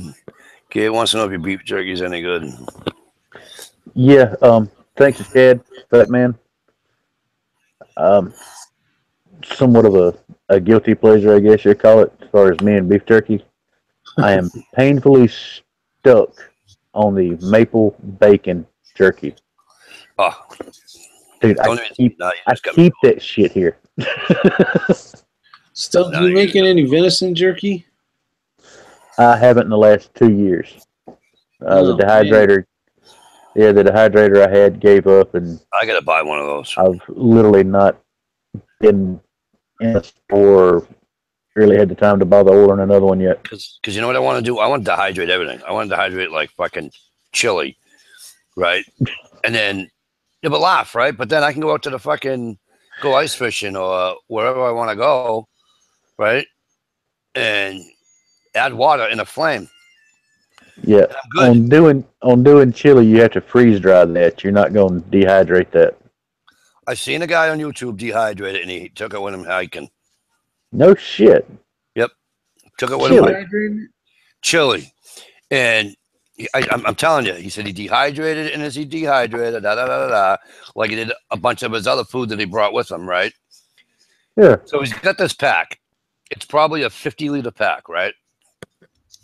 And I want to say, yeah, on the side, he had an attachment. That attachment was probably this high. That was all his food. And it was all freeze-dried. I mean, all, through the, what do you call it? Hydrated. Dehydrated, right? And it was all in his thing. He had chili. He had, what the hell did he have? He had some kind of meat with him there. And was it meat? But he had like, 3 or 4 meals in this fucking sack. And I thought it was freaking phenomenal. I'm still trying to wrap my head around how the hell even go about trying to dehydrate chili. I have no idea. I don't have a clue. All I know is he added water. I love the Nutter Butters. Those are the best cookie in the world. Oh yeah. that and half a gallon of milk. I don't know how. Listen, because I don't know enough about it, so that's why I didn't even question it. I thought it was kind of odd. Okay. I mean, I know you can do like macaroni. You know what I mean? You can do macaroni. I know, right? You can dehydrate macaroni. Yeah. Macaroni already came dehydrated. Right. But you know what I'm saying? Rick, you need one of those to make your cookie fit into your can. Yep. That's nice. There's a lot of jimping on that there. Yes. Who makes that? I have no earthly idea. Yeah, that would be. P. NASCAR sent this one to me. Oh, really? That's freaking badass. I got the same exact one. What? Yep. I do. I swear to God. I got the same exact one. Unlike Mikey, I use this. I carry this fairly regular. I can't carry mine, you nitwit. I know, Michelle. It'll be all right. I can't carry mine. Stumpette said it's hers. Do I now? Did Stumpette say it's hers? She's got one just like it too. When all said, he sent 2 of these, and then this one. See that sheet there. That one was a gift from George, GI Customs. Shows my gun, shows my knife. You're a douche. And when he sent this one to me, he also sent her one just like it, but the scales, instead of being textured, they're more of a traditional with a really thick palm swell. And it's sweet. They're both extremely comfortable. And that's freaking badass. And I'm not bragging, but I'm really good at sharpening shit. George makes me look like a retard when it comes to sharpening stuff. Really? You can fillet a business card, or literally like the little what are they, like 2 inch, 2.5 or whatever square little memo sticky pad note things. Mm-hmm. You can literally fillet one of those with this thing, with the edge you Wow. put on it. Yeah, it's. I don't like getting really. Yeah, my fingers are very close to the blade. I'm a little scared of this one. I'm not going to lie to you. That's funny. Probably the sharpest damn knife I own right there. What do you think of that, Mikey D? That's friggin' like that knife he was just showing you that Pinascar sent us. Mm-hmm. Pinascar sent that knife with me. You know he's got in the box with it? A Band-Aid. But I cut myself with that thing. I don't need a Band-Aid. I need a surgeon. Yeah, no shit. It's like when I cut the tip of my finger off. Right. Yep. I'm going to need a surgeon. That shit hurts because I've done it on a deli slicer. Ow. So, oh, yeah, I was a kid. I need to get a deer so I can make some freaking venison jerky. Heck yeah. But I gotta get one of those. I gotta get a dehydrator, and I have to get a food saver machine. Hey, those food savers, you know, the little vacuum seal machines? Yeah, that's what I'm talking about. Dude, they're way more useful than just, you know, bagging up meat and stuff to put in the freezer. You know, the leather work I do, you know, what little bit I do, you know, as far as the wet forming, you know, you got the sheath of the pistol or whatever, and you've made the holster and whatever. You know, normally you wet the leather and you sit there and you pinch and you pinch. And you use different little tools to get the leather to, you know, form to all the little creases and ridges. Dude, that shit takes forever and your hands go numb and they start cramping up. Nah. You put the gun or knife itself in one of the bags to start with, vacuum seal it down, shove it inside the holster or the sheath that's wet, put it in another one, vacuum seal that so much down, leave it alone for 20 minutes. Cut the bag open. It's formed beautifully. Well, that's cheap. Wow. Well, you Yes, cheat all it's around. cheating. You cheat hunting, and you got that. I don't even use my vacuum seal for food. I use it for bullets. Yeah. Really? Mm-hmm. Guns. I want to get one. Yes. I want to get one. They're great for about 1 billion different damn things. You know, I mean, money. Yeah, instead of buying those boxes, you know, and they got all the plastic separators and shit in them. And yeah, they're pain in the ass. I just fucking pour. Oh, now I just make all my own shit. But right. Before I just throw them all in a bag and boom. Mm-hmm. Oh, Mama's calling, guys. Give me 1 second. Tell her we said hey. Mikey D. You have reached the hotline for Mikey D. Right. Guaranteed Actually, one nap a day and getting lost. He has one of those 1-800 slut ones. So people call him and he makes $4.99 a minute or whatever it is now. Damn. Yeah. He's like, "Hi, I'm Mikey." Oh God! Don't even go there. I'm weird. Oh wow. Oh God! But It makes me get off the phone faster. Yeah, well, you know that whole $5 a minute thing. Does that include when he's snoring too? I mean, when he's snoring, yeah, that's $6.99 a minute. Don't be a douche. I heard that. I don't give a That's shit. why we did it. No, but I just figure, you know, especially I can do like if I want, you know, if I get a ham or something here at home or something I'm only going to have or whatever, right? Mm-hmm. Yeah, that goes in there. You go in there and you're going to get cooked. You know what I mean? And Yeah. I don't know. Well, that's the thing about when you go to like, you know, like Price or Costco and Sam's Club where you're buying like big ass amounts to save money. Yep. But maybe you only have a family of 3 or something, and you know they're giving you 6 or whatever. So throw 3 in the bag and throw it back in the freezer before it Ford defrost. Yep. Boom. Working class woodsman, right? He got like the industrial one, and then something else I thought he had was wicked cool was because when my brother and I did our deer, we processed it ourselves this time. I had my first deer. I didn't process it. I had somebody do it, and I thought it was highway robbery. So I said, you know what? I'll never take it to another. I'll just process it myself. How much was it a pound? I don't know. I think he charged me. The deer was 130 something pounds. And I think he charged me $70 or $80 or some shit like that. And it wasn't even the amount of money that bothered me. It was the amount of meat I got back. So, did you gut shot it?